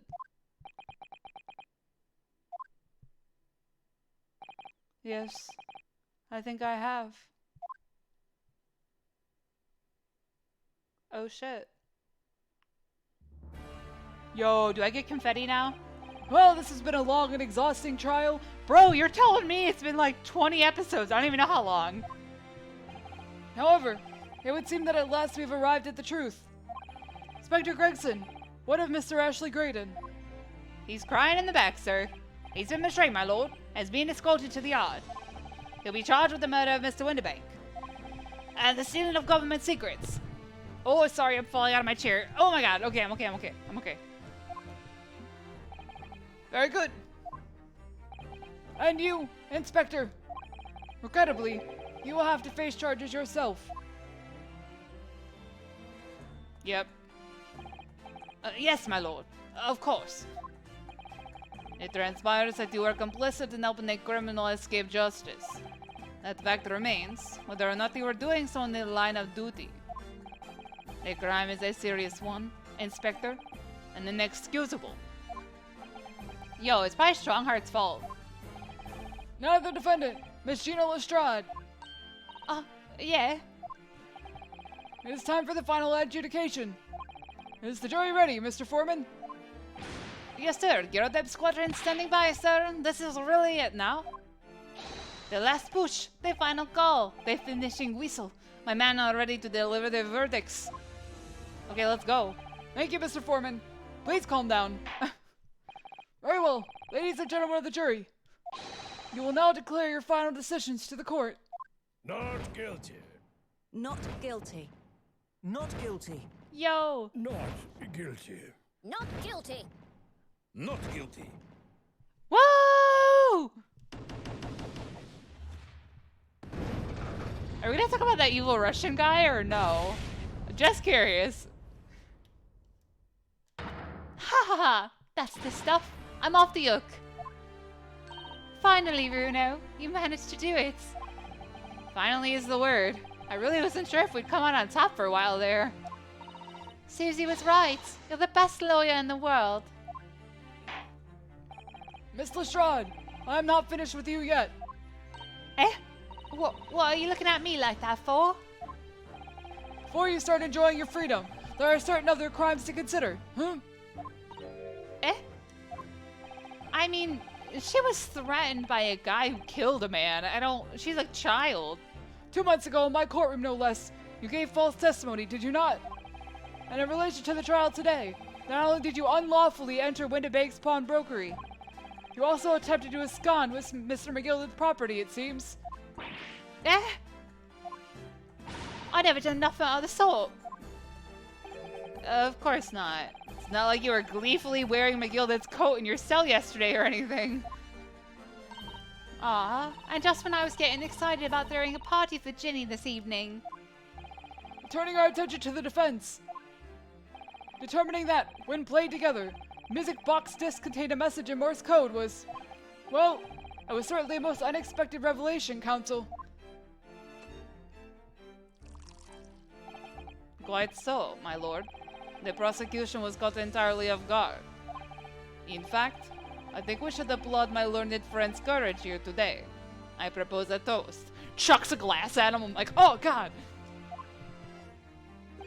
To demanding that government secrets be disseminated before the entire courtroom. But very sorry about that. It was the only way that I could get Inspector Gregson to admit to what he'd done, so... if I may say something on that point. Isn't that... Oh. It's, about the sounds produced by the music box before. I do wonder if that was really Morse code at all. What? What are you saying, madam? Madam? Oh, well, it's just that I'm really rather fanatical when it comes to Morse code, you see. So much so that the whole world seems to be covered in dots and dashes to me, in fact. Goodness, madam. An unhealthy level, an unhealthy level of possession one feels. But I must say that in my opinion, the sounds produced by those two discs were nothing more than that. A meaningless series? That's a typo. A meaningless series of two different notes. Unless a Sirius is a... I don't think so. What? What? Can that really be? Yo, his dad didn't know what he was doing. It wasn't Morse code after all? Ow. My lord. The defense would like to listen to the music box again. Let's make sure those government secrets get spilled. Are you off your nuts? How many times do I have to tell you those discs contain ministerial secrets, sunshine? This courtroom is not an appropriate forum to discuss the nature of the government communications. We know McGildy conspired to trade national secrets with our enemies. Secrets acquired from Mr. Graydon. Now that the man has admitted to his crimes, we have no need to pursue the matter further. But it's really gonna bother me. Same. What are you thinking about, Iris? Miss Lestrade, Yeah, me lord. that which you have seen today here in this courtroom has been extremely disturbing. Falsified evidence, intimidation, perjury, a grim catalogue of depravity. An appalling experience to befall any child. Come on, it ain't nothing I don't see most days in the back slums. I beg your pardon. If you're weak, you pay for it. That's just how life goes. Gina, he's trying to literally probably be like, you've seen enough, so just learn from your mistakes. But look, I reckon I've worked something out today. The world ain't fair, but if you want to change, you've got to start at home. You've got to change how you are yourself. Gina, they grow up so fast. Well, that's a very laudable lesson, I would say. I eagerly look forward to the born-again Miss Lestrade never gracing my courtroom with her presence again. Now, with regard to the murder of Mr. Pop Windibank, proprietor of a pawnbrokery business on Baker Street, I hereby declare the defendant, Miss Gina Lestrade, not guilty. Yeah. Let's go. Finally. Jeez, that took forever. Did we even really prove that guy was guilty? I feel like he just gave in. Oh my god, don't... Gina! They're about to blow up the ceiling of the Old Bailey. Well, now there's a cat door in the Old Bailey in case the cats want to come in. that is all. Court is adjourned. Are we gonna find out what the heck was in the Hound of the Baskervilles? Oh! Sup, brother? Why are we still... Why are we still in the courtroom? On a personal note, I must say you've surprised me, my Far Eastern friend. Oh! Despite being on Nepalese, you saw through the pretense to the malice that festered within that Englishman. And at the same time, saw through the grind to the surprising heart of your English client. You have a curious talent for judging character, especially considering our very different cultures. Yeah, except for McGilded. I don't think there's anything curious about it. Whether we're from the Empire of Great Britain or the Empire of Japan, we're all human beings. We're not so very different on the inside. You know, I took this case for one very simple reason. To lock swords with you once again, here in the courtroom. You did? When I encountered you for the first time 2 months ago, it reminded me of toasting friendship and trust with another Nipponese, only to find my trust betrayed. Through you, I hope to look into the eyes of the man I once knew, and try to understand. Wait. Kazuma? You mentioned something similar earlier today. About total betrayal at the hands of the Japanese. What happened exactly? Yo, is it Kazuma? Well, you may ask. And one day, when that time comes, you will learn the answer, whether you like it or not. Alright, then I'll wait for that day if I must. Bro, what? Why are you so secretive? Coming to be known as a Reaper of the Bailey, my retirement from service 5 years ago. Gives me cause to wonder if our meeting has some deeper purpose. Shit, you break a lot of glasses, man. So, farewell, my learned Nipponese friend. Until we meet again. Or fellow. Shit. Fellow. Probably had to retire because he kept breaking glasses. Glasses ain't cheap. 17th of April, 5:24 p.m. The Old Bailey. Choking on air. Defendant shame antechamber. Gina! It's done. It's over at last. I'm free. But where's Iris disappeared to? Gina! Oh! Congratulations, Gina! I knew it all along. I knew that you were innocent. She can't handle the praise. Well, you did what you said, Mr. Naruto. You believed in me, right up to the end. You're as odd as your name. What's odd about it? I told you I had faith in you, didn't I?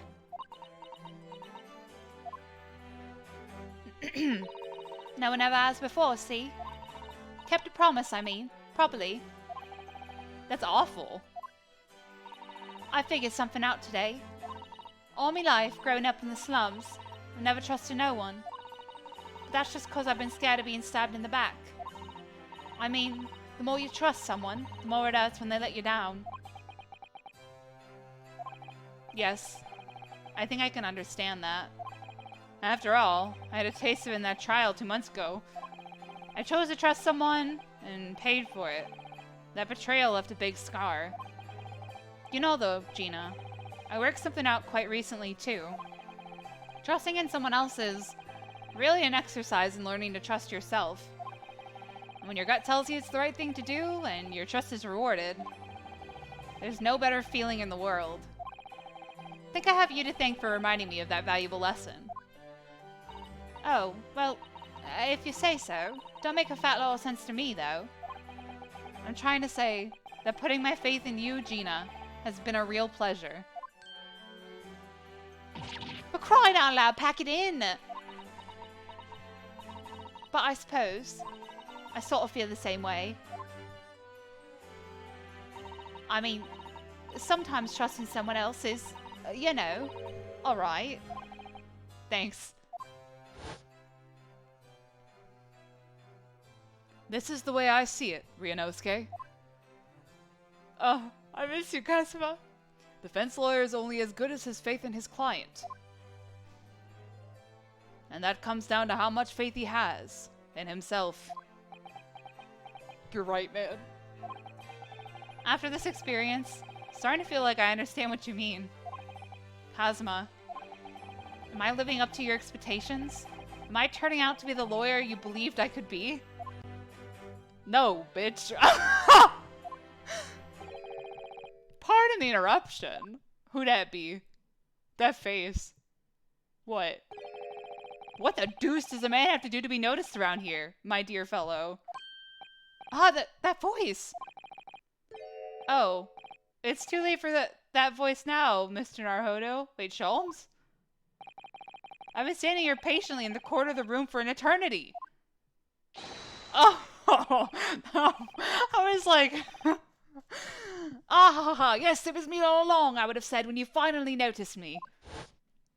But you people, with your incessant babbling.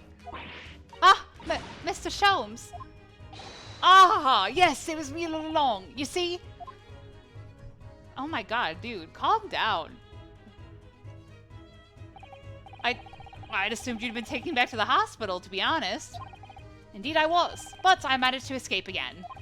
Oh, I happen to be aware of one or two foibles of the doctor who is tending to me. I merely made my knowledge of them known to the man, and he happily issued me with a leave of absence. How very above board. But enough of my adventures. That was a fine victory, Mr. Naruhodo. Your tireless efforts justly rewarded, I feel. Congratulations are in order. As a close friend, I tip my hat at you. Oh, thank you. Huh. Some great detective you are. Great at being cold as ice, maybe. Have I irked you in some way, Miss Lestrade? While you've been having a snooze in your nice soft bed, some of us have been fighting for our lives. Oh, well, that bullet did cause me to lose a substantial amount of blood, it's true. So I have indeed been feeling somewhat cold. Not perhaps as cold as ice, but, well, I have a feel. Could you take your hands off my neck, please, Mr. Schultz? And, in some way, I suppose, congratulations are in order for you too, Miss Lestrade. What's that supposed to mean? Why so half-hearted? Well, naturally it isn't my intention to alarm you, but... an acquittal in a trial with that particular prosecutor is perhaps a little precarious. Well done, Mr. Sholmes. Not alarming in the slightest. Alright, everyone dies. Oh, the Reaper, you mean? Because anyone who's found not guilty in a trial he was working on winds up dead anyway. Is that it? The very point I was trying to make. As exemplified by the fate of Mr. McGill did, in fact. Ah, but of course. I pay no attention to such irrational drivel myself. Yo, he literally was hunted by a man. I don't know if that had to do with frickin' Von Zeeks. Yeah, well, it don't bother me. Well, I guess not like McGill today. It don't bother me. Oh, really? Course not. The way I see it, the Reaper's a bit like, him upstairs. Him upstairs? You mean, like, God? Yeah, him upstairs knows what's what, right? He knows what people are like on the inside. He won't have got the wrong end of the stick. There are some coves like that bog trotter what are rotten to the core. At the end of the day, him upstairs makes sure they get what they deserve. I suppose that's one way of looking at it. Divine justice is one thing, though. Reaper taking matters into his own hands and claiming lives is another. Well, I ain't like the McGildids of this world, so I ain't scared. I got principles, see? Uh-huh. A trait in you which is to be admired, Miss Lestrade. Oi, just give a rest, all right. As I was saying, congratulations are in order. The news of your acquittal was very welcome news to me indeed. Let me express my heartfelt congratulations, Gina. Well,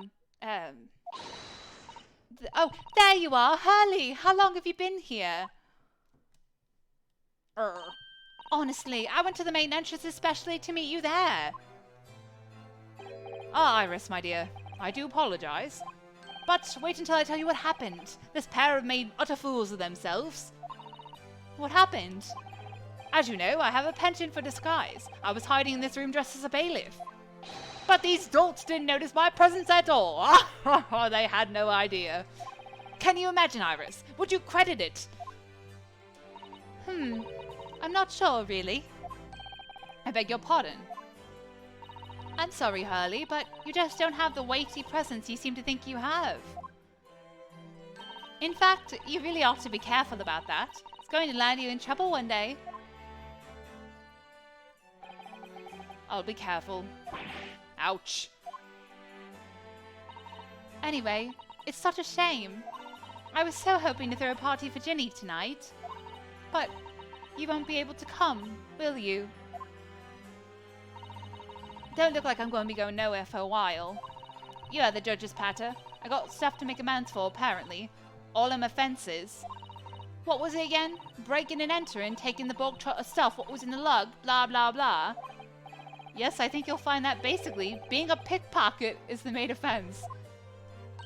But diving ain't an offence. It's a job, innit? I don't think so. Still, it has got me thinking all this. Maybe I should start looking for another line of work. I mean, you didn't start off as a lawyer, did you, Otto? Well, no, but I was never a pickpocket. Well, anyway, I reckon I can make a change. I'm gonna do something for all them lot like me from the slums. Something that makes a difference for them. A difference for them. That's a wonderful idea, Ginny, and I'm sure you can do it.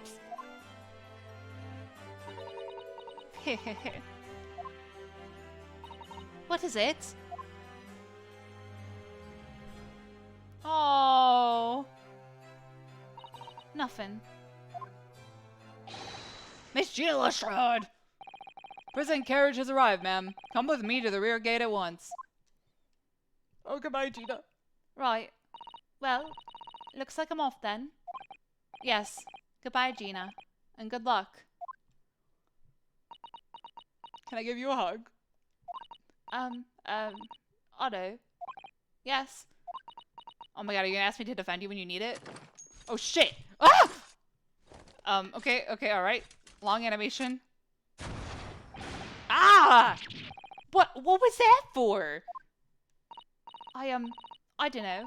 I mean, I don't know what to say, so... Ah, indeed. Perhaps the situation calls for a phrase hitherto missing from your vocabulary, Miss Lestrade? Eh? On occasions such as this... Thank you? I would recommend a simple thank you. Oh. Oh, yes. It's good advice, Ginny. Right, I see. Well...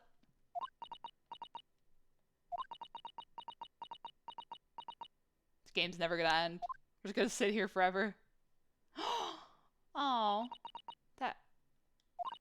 Thanks, Otto. Oh! Thank you for everything, what you've done. For believing in me. Not at all. In fact, that should be my line. Thank you, Gina. Oh, my heart. Oh, it's so cute. Well, there she goes. Wonder if I'll ever see her again. Well, well, quite the indomitable pick purse. Oh, I nearly forgot. I bought a paper outside. It's a special edition, and this trial's all over the front page. Pickpocket's innocence proven. Isn't it wonderful? Wait, already? Didn't the trial just end? You should have shown it to Gina, Iris. She would have been thrilled. Oh no, how silly of me. Ah, but anyway, would you like the good news or the bad news? Ugh, not again. Well, what do you say, Bruno? Hurley? As usual, I think I'd rather get the bad news out of the way first. Absolutely not. I have no intention of listening to anything but good news. Then plug your ears, man. And there you have it. How people answer that question says a lot about them, doesn't it? Let's not go there. Alright then, maybe let's start with the good news this time. The rain has finally stopped. It was a record level of rainfall, apparently. Well, that is good news indeed. We can journey back in greater comfort. Alright then, what's the bad news? The huge storm has left the seas very choppy. The channel in particular is awful, so sailings out of Dover have been delayed a day or more. Wait, Dover? That's right. We head to the station immediately. We may still make it in time to wave Susie off. Why is that bad news? But... There won't be a train, surely. We couldn't be that lucky. Who do you think I am, Mr. Naruhodo? Mr. Sholmes? I can take a wave my girl goodbye. I rushed to Victoria Station earlier and made arrangements for a special express. If we hurry now, we shall be there in time for dinner. And I know of a fine restaurant that serves the most delicious baked sole. I don't... The great detective does it again. Indeed he does. I happen to be aware of a number of the rail transport director's foibles. Oh no, he's just blackmailing everyone. What? I merely made my knowledge of them known to the man, and he happily laid on the locomotive. Elementary. The locomotive. Jesus, I can't talk. Elementary. Just an idea, but it might be wise to stop manipulating people that way. What are we waiting for then? To London, Victoria. Oh my god, Susie! Susie! Is it gonna be a cutscene? Hold on, I gotta turn the volume up. If it is. Oh no, just a... Oh god. 18th April, 5:32 a.m., Port of Dover, Quayside. That took somewhat longer than I'd anticipated. Susie's boat must be about to leave now. Miss Susato, where are you? Oh shit, there she is. She's just like under... She's by herself under a lamp? Wait, what if the boat leaves without her? Over there, look! It looks like she's reading something. Tackle her! Into the ocean! Go! Oh shit. Whoa, hold it! Miss Susato, wait! What are you doing?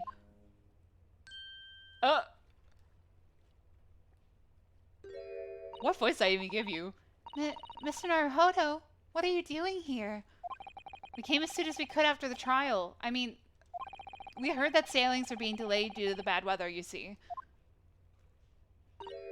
Oh, I see. Then tell me, how did Gina's trial go? It went well. She was acquitted.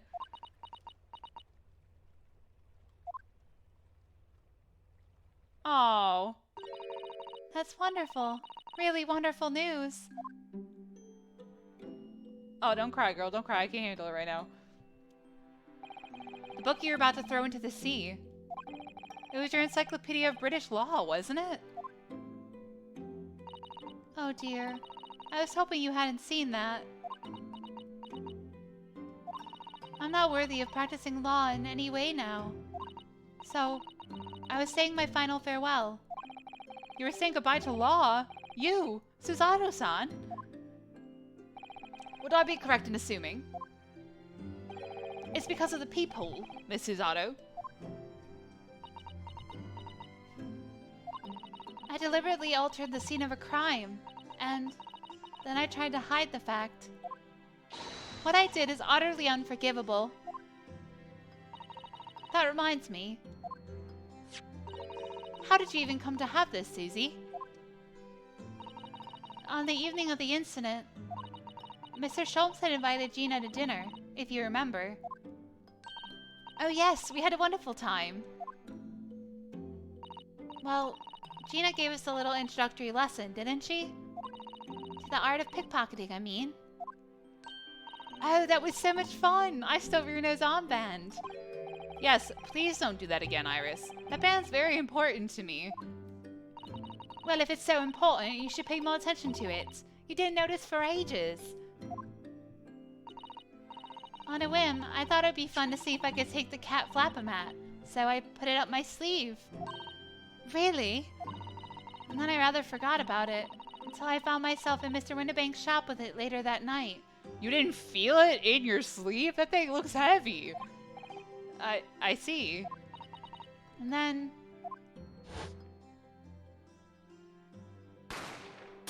Oh. Ah! Mr. Sholmes! Mr. Sholmes! Leave me, Mr. Naruhodo. Oh, right. Oh, I already read this before. My bad, my bad.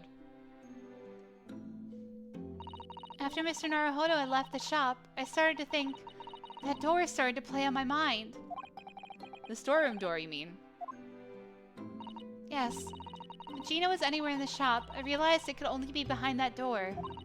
And at that moment, the little device that I had up my sleeve sprang to mind. I was so worried about Gina, I simply had to know. So, you used the cat flap-o-mat to make the peephole in the door. As captured in a photographic print of the shop. By one of Hurley's red-handed recorders. Indeed, it was it was of the first importance, that point. Precisely when the peephole was made, that information would prove to be Mr. Naruhodo's greatest weapon. Though naturally, without proof, it would have amounted to nothing. When I looked through the hole in the door, the sight that met my eyes made my blood run cold.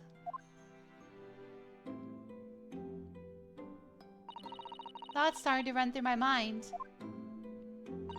I remembered that trial 2 months earlier. Trial of Magnus McGilded. I thought about how he had manipulated the evidence and arranged false testimony to secure his freedom. It made the British justice system feel very dark and sinister to me. And then, a terrible thought occurred to me. What if some wicked criminal was planning to do the same thing now? Because from the appearance of the crime scene, it looked exactly as though Gina had shot Mr. Windibank. Even though I was sure she would never have done such a thing. You were worried that the true culprit would try to frame her for the crime. That's right. But then I realized it would be very difficult for anyone to give false testimony in this case. What do you mean? Well, the crime appeared to have happened behind the door of a locked room. For someone to claim falsely to have witnessed it, there would have to be a way to see behind the door. Ah. For which a peephole would be the very thing. Only, the peephole I made wasn't actually there until after the crime had been committed, of course. And the criminal would know that, so it wouldn't make any difference. But the possibility of a rather ingenious trap was there, was it not? A trap? Is that why she did it? So, is that why you kept it a secret, Susie? You never mentioned that you made the peephole to anyone, not even to the police. I know, and I knew at the time what I was doing was wrong.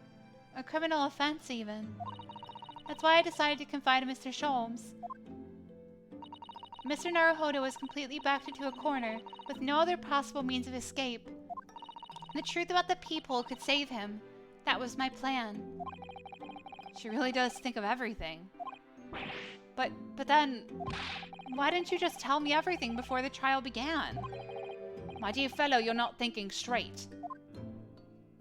If she had done that, it would have rendered you complicit in the whole escapade. Ah. You could have been disbarred if you had been seen to have knowingly tampered with the crime scene. So Miss Usato decided to shoulder the burden of responsibility alone.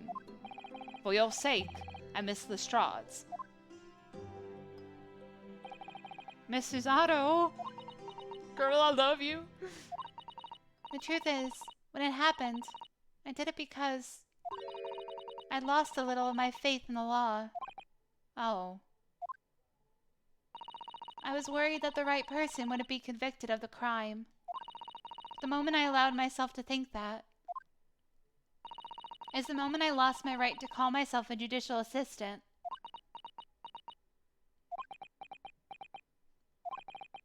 What you did isn't comparable to what he did.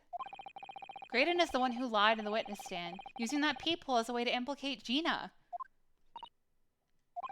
And besides, if the peephole inconsistency hadn't existed, I'm not at all sure that she would have been acquitted in the end. Miss Usato, what you did saved Gina's life. Well, with your kind words, Mr. Naruhodo, you saved me too, from my regrets. Can I hug you, please? Well, we must all be thankful that Miss Lestrade's freedom has been assured. Yes, exactly. Although some of the loose ends in that trial will continue to play on my mind, I'm sure. The revelation that the music box just contained secret messages, Mr. Naruhodo. What a triumph to work that out! I'm full of admiration. Well, actually, the argument wasn't quite as compelling as I thought it was. Oh, it wasn't? There was a communications officer among the jury members, you see. A telegraph operator. She said that the majority of the sounds on the disc were just meaningless tones. As one would expect. After all, we are talking about secret government communications. No doubt they were written in cipher to avoid being readily understood should they have been intercepted. In cipher? I see. So then, we can never have hoped to understand the message anyway. Nonsense, my dear fellow. It's quite a zero-pipe problem, I assure you. Oh, was she deciphering it? A. So. Gi? Asogi? Wait, that's Cosma! What? Well, that can't be a real word, can it? How funny. Wait, Iris, what did you just say? Oh, I just said asogi. Does that word mean something to you? Mean something? Asogi was the name of my best friend. What? But how? How do you know that name, Iris? I wrote it down during the trial before, and the message was playing on the music box. She transcribed it on the fly. She really is a genius. I thought the message probably wouldn't be written out in plain Morse code, so I tried various ways to interpret it. But whatever I tried, the words just didn't seem to make any sense. That is, in English at least. At least? Oh. It suddenly occurred to me, you see. There's more than one Morse code, not just the English variety. Various countries around the world have altered and added to Morse code to use it in their own languages. I don't believe it. Are you saying... That's right. I've only actually seen a chart of Japanese Morse code once before. But I think it's based on the Iroha pangram, isn't it? And you mean to say that in Japanese Morse code, the message says asogi? Yes, I think so. Sorry, but I don't remember all of the Japanese Morse code. Iris, could you let me see that? Mrs. Otto, do you know it? Do you know Japanese Morse code? Yes, I spent some time studying it.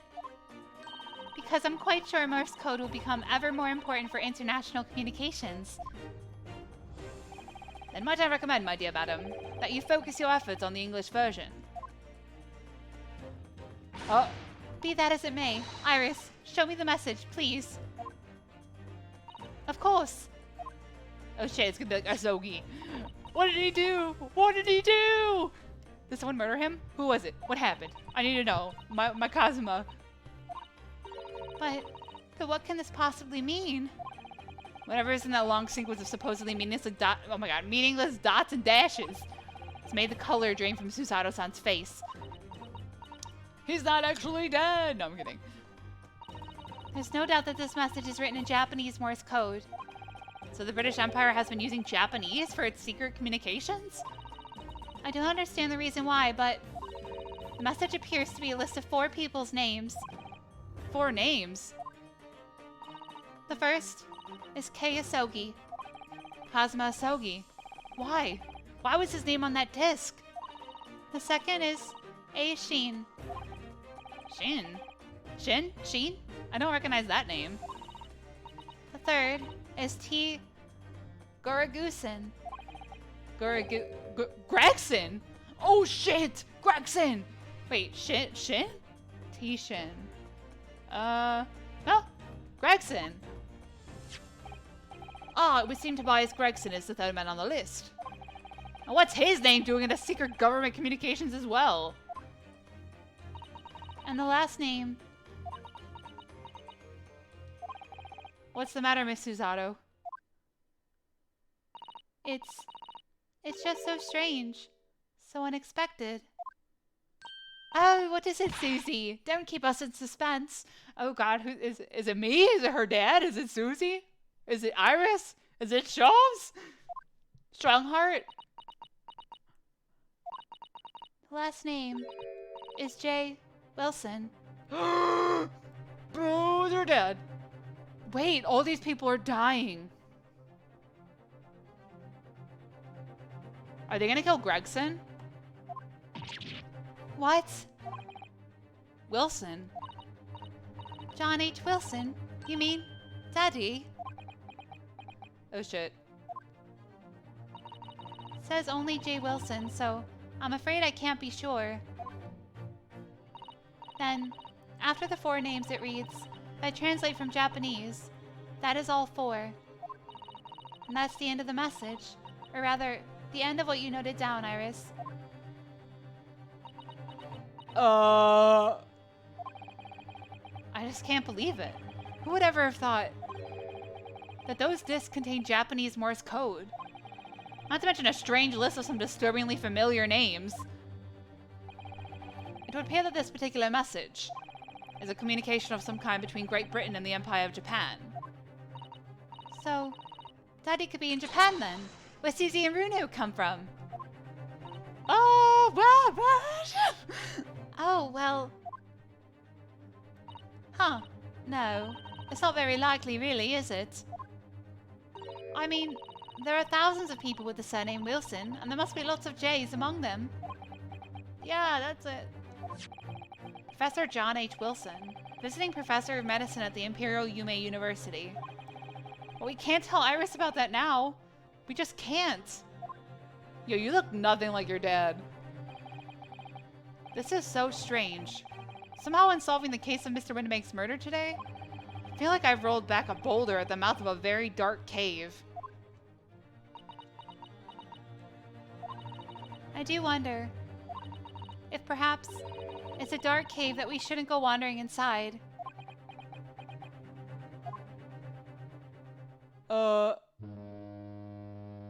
Honk! Susanna, don't leave, man. Don't leave.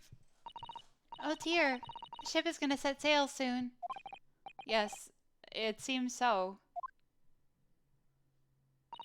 I'll sail on that steamship first to the port of Dunkirk in France. Then I'll change into a larger passenger vessel bound for Japan. You're really going then, Susie? We wish you a safe passage, Miss Susato. Thank you so much. I wish all of you the very best. Miss Susato, I had hoped to have you always at my side, to guide me and support me. Mr. Naruhodo, will you be my wife? Okay. Please, come back soon. As far as I'm concerned, you really are the very best judicial assistant in the world. Oh! I'm quite sure. I'll be back before you know it. Really, Susie? Oh, now don't forget, Iris. I made you a promise I've yet to fulfill. A promise? About your manuscript. Ah. Oh yeah, The Hound of the Baskervilles. Well, I'll be waiting for you then, Susie. A promise is a promise. Definitely, Iris.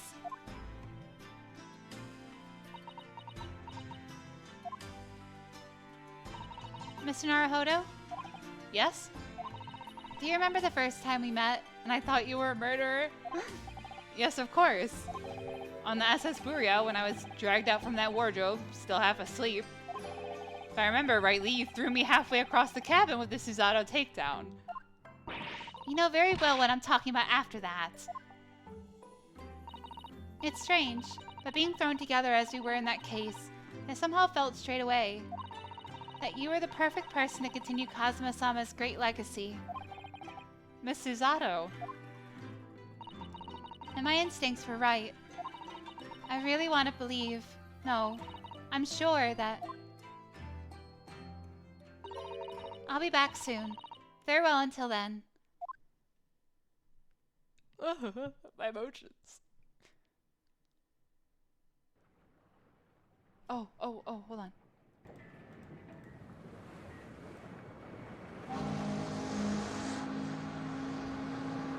Somehow we seem to have come to the end of the adventures of Ryunosuke Naruhodo. Or the first volume, at least. The cats!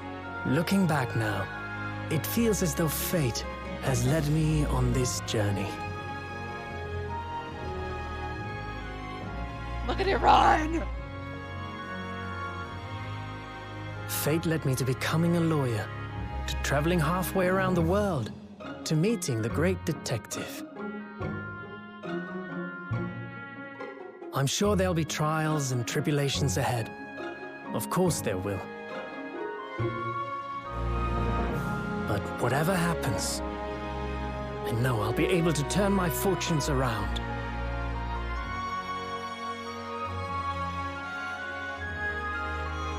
After all, I have the greatest friends in the world on my side.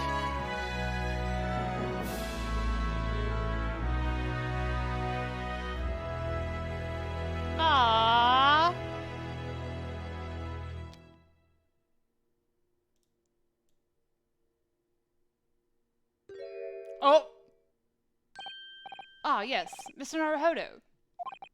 Yes, Mr. Sholmes? I have some rather awkward news. The railway company has decided to sue over the special express train, apparently. Huh? Oh, God. Really? Sholmes? It caused such a commotion on the line, all the other trains had to wait to stations. But really, we would never have made it to Dover in time otherwise. Bro, you're gonna get me in trouble? It's been like a day. Anyway, I explained everything and how it was all your fault. What? Huh? Huh? I believe a formal complaint should be delivered to your office tomorrow. But not to worry, my dear fellow. According to Mr. Zato, you love defending yourself in court. Huh? Huh? Huh? It's all right. I'm perfectly happy to testify. He really didn't look like the sort of man who'd do something so outrageous. See? Mr. Sholmes? Yes? A word, if you don't mind? Why, certainly. Any word you like. Bellow it out, my dear fellow. Oh, yes, I love Runo's words, and I know just the one he'll use here. Then, I really must say... Objection! Yo! Ah.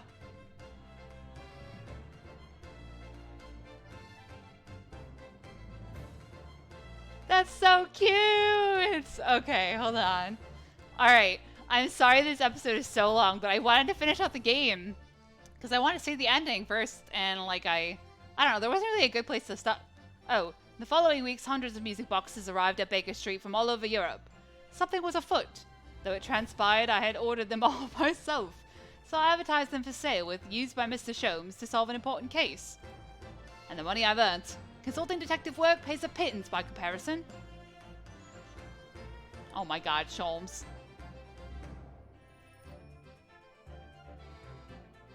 Crazy man. Ah, I haven't slept a wink. This manuscript is due tomorrow now. When I'm this busy, Hurley usually cooks me breakfast. Well, cooks is an overstatement, with some dry toast and insipid coffee. I do miss Susie and her lovely Japanese breakfast. Only missed for her cooking. Okay, I see that. I was gonna get my thoughts, but now I have to do voices. Who else? Witness, your testimony is riddled with contradictions. Oh god. Exactly! Rarely do rare Koban coins hide under rare safes themselves! Well, no son, what? Knows his father is an innocent man. Why are you calling my son a lawyer? Oh god, witnesses, my courtroom is no place for your petty arguments. There's too much going on, and I don't remember all these voices I gave these people. Oh, yo! Having delivered the Russian dancer to shore in Shanghai, I laid low on the steamship for a while. But last night, I apprehended an extremely suspicious Japanese national on board. Oh my god, I've done nothing wrong. All I did was give Waga Hai's offspring refuge in my pocket. A man brings some kittens on board and suddenly he's a hardened criminal. It's not fair. Yo, don't hurt that he brought the baby kitten. Let him bring the kittens on board, man.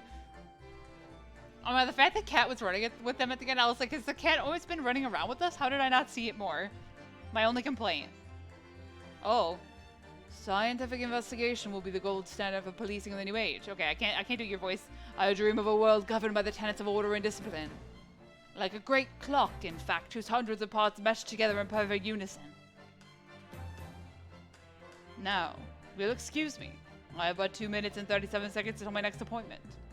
He's still a Pokemon trainer. He's like a gym leader, I feel like.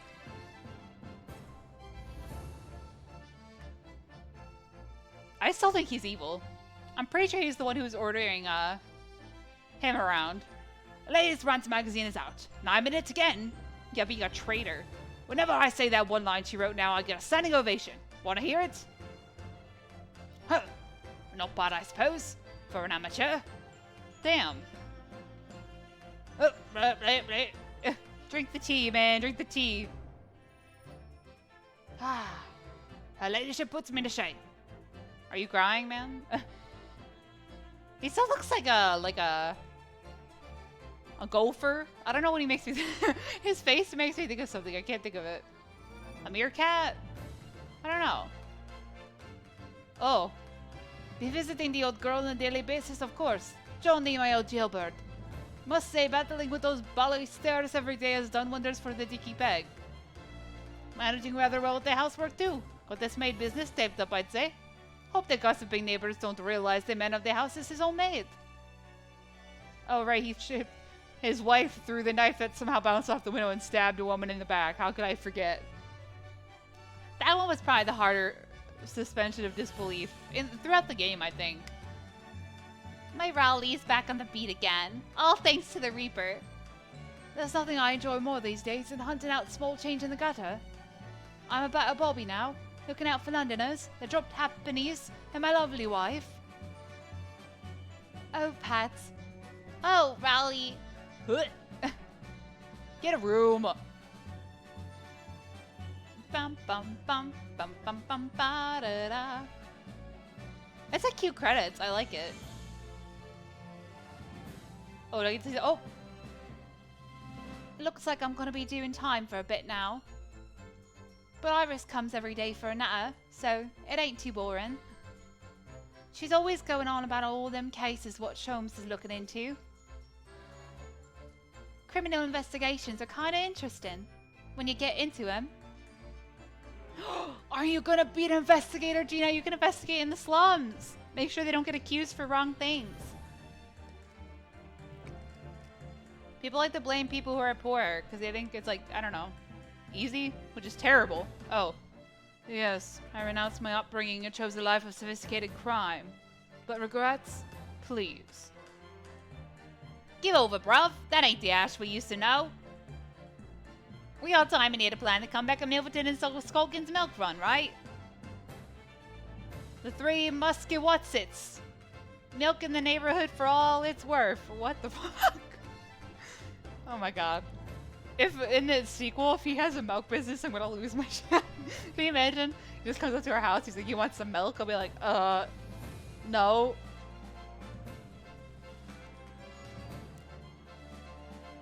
Who else? Oh, the Reaper? No? Me? Susanoo! This past 6 months has been a time I shall remember forevermore. Painful goodbyes and wonderful encounters. I've come to realize that's what life is all about. Naruhodo-san, I promise, your assistant will return to you one day.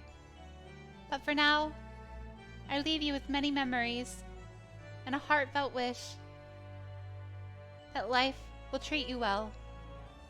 Oh! Oh! Please, let them end up together. At least in my heart. Oh. Sholmes? Nope. Iris? Nope. We're not gonna see the Reaper? Aww. Aww. Look at the cat! That's so cute. She's got little icon, or little like keychains on her bag of Sholmes and her. Aww. That's so cute. Oh. Is there anything at the end? Oh. Actual credits? Oh, it is. All right, good. This is a good time then to do this. So, okay, final thoughts. Oh, A+ to the voice actors. It was great for when I heard them. They weren't in there a lot, but the objection really stuck out to me. No, I really liked it. So I've played a lot of Phoenix Wright games, or Ace Attorney games, I should say, or watched Let's Plays of all of them, right? I'm pretty sure. The original Phoenix Wright ones, the ones with, oh my god, what the hell is his name? Apollo Justice. The ones with my favorite guy, Miles Edgeworth. Ace Attorney Investigations, right?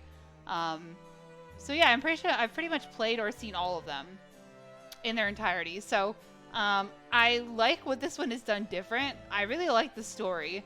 I think some of the cases were, I don't want to say they were too easy at times, because like I feel like obviously you have to balance the difficulty of these things, but they were all entertaining. I liked the characters in each case, like outside of the main cast. I loved the secret spy guy who was dying because he ate poison or whatever. Tokenat, I forget his name, but he was great. But yeah, and the suspension of disbelief is something I always look at in these games. Like, how much do I have to accept or stretch the imagination to think that something that happened. That's when he died. Oh! Except that something happened, like, for real. Like, in the one Phoenix Wright game, it was, like, the fact that this cape landed on a bust of a person at, like, the perfect angle after falling out a window. It was some bizarre shit like that. That was probably the most wild.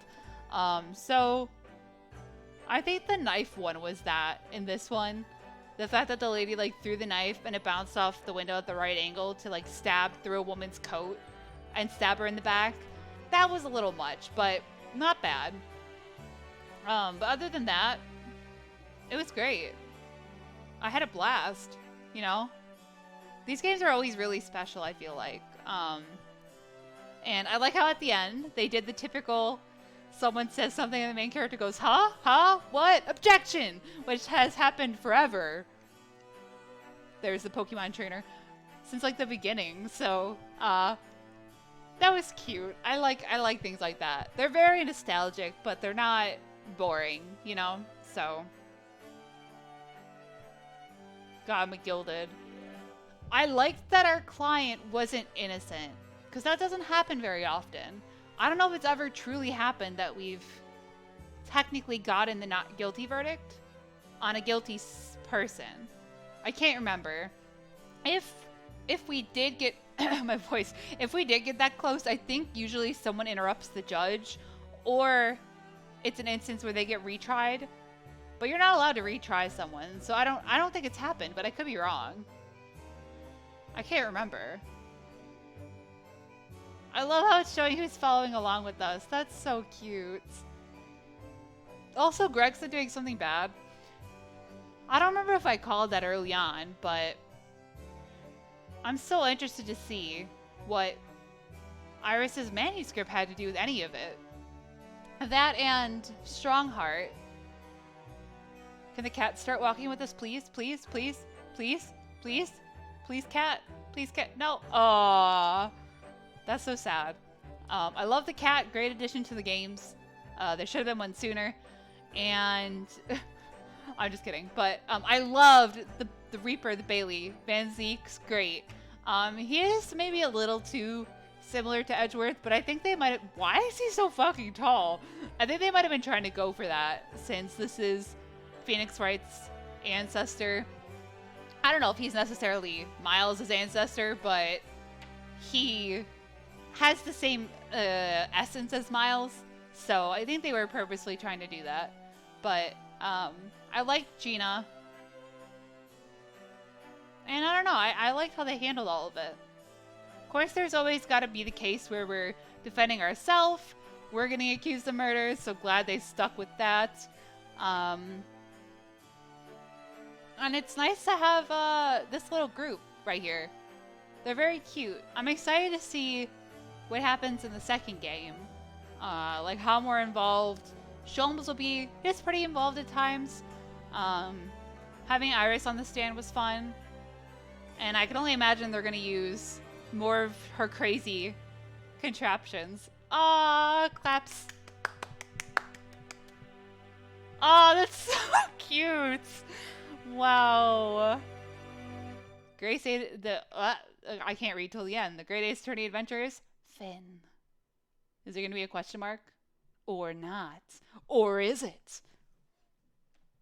I don't think there's DLC or anything. Oh! Aw, trophy earned fleeting farewell. I barely got any of the trophies. It's a lot of weird random shit like it was for the other games. Like, look at the ladder during every case. It's like, really? I'm not aware of my surroundings. Oh, I thought that was a cutscene. I'm sorry. I'm not aware of my surroundings half the time. All right, let me just check real quick. I don't think there's anything else for us to look at. Accolades, gallery, auditorium, escapades. Taylor? Alternate outfits? Well, what the fuck? Oh! What? Outfits are only available for use in the Great Ace Attorney 2. Oh my god, it's adorable. Oh my god, I love it. Jesus. Okay, we might have to wear these. I don't know about that one, but okay. Why doesn't Iris have an outfit? Come on. Can I go to a different page? No. All right, we may have to wear those outfits in the next one. Escapades. Oh, that's Brant's magazine. Can you read them? Oh no, I don't want to play it. No. I'm done. Huh. That's cool. I like that. Accolades? That's the trophies, right? Yeah, I did not. For having successfully pressed the witness during the first cross-examination. Okay, yeah. For having run your hands, see every debate about ladders, it's still there. God damn it. I love the ladder and step-ladder debate, but like, geez. Moving pictures? Special Trial 2017? What? 7 Days of Sin? What is this shit? Hold on.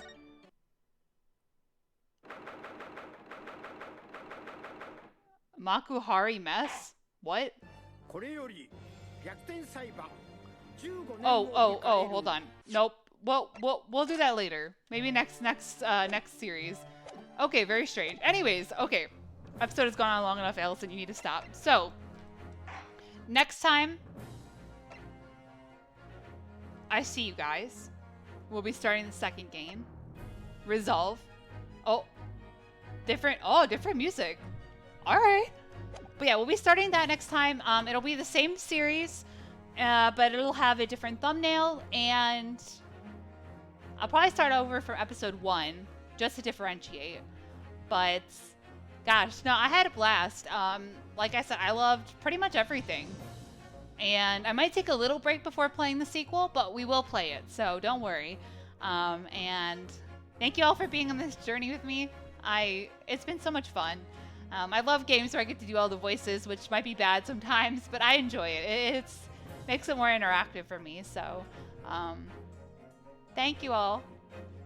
And as always, feel free to leave a like, comment, favorite, or subscribe, whatever you guys are feeling.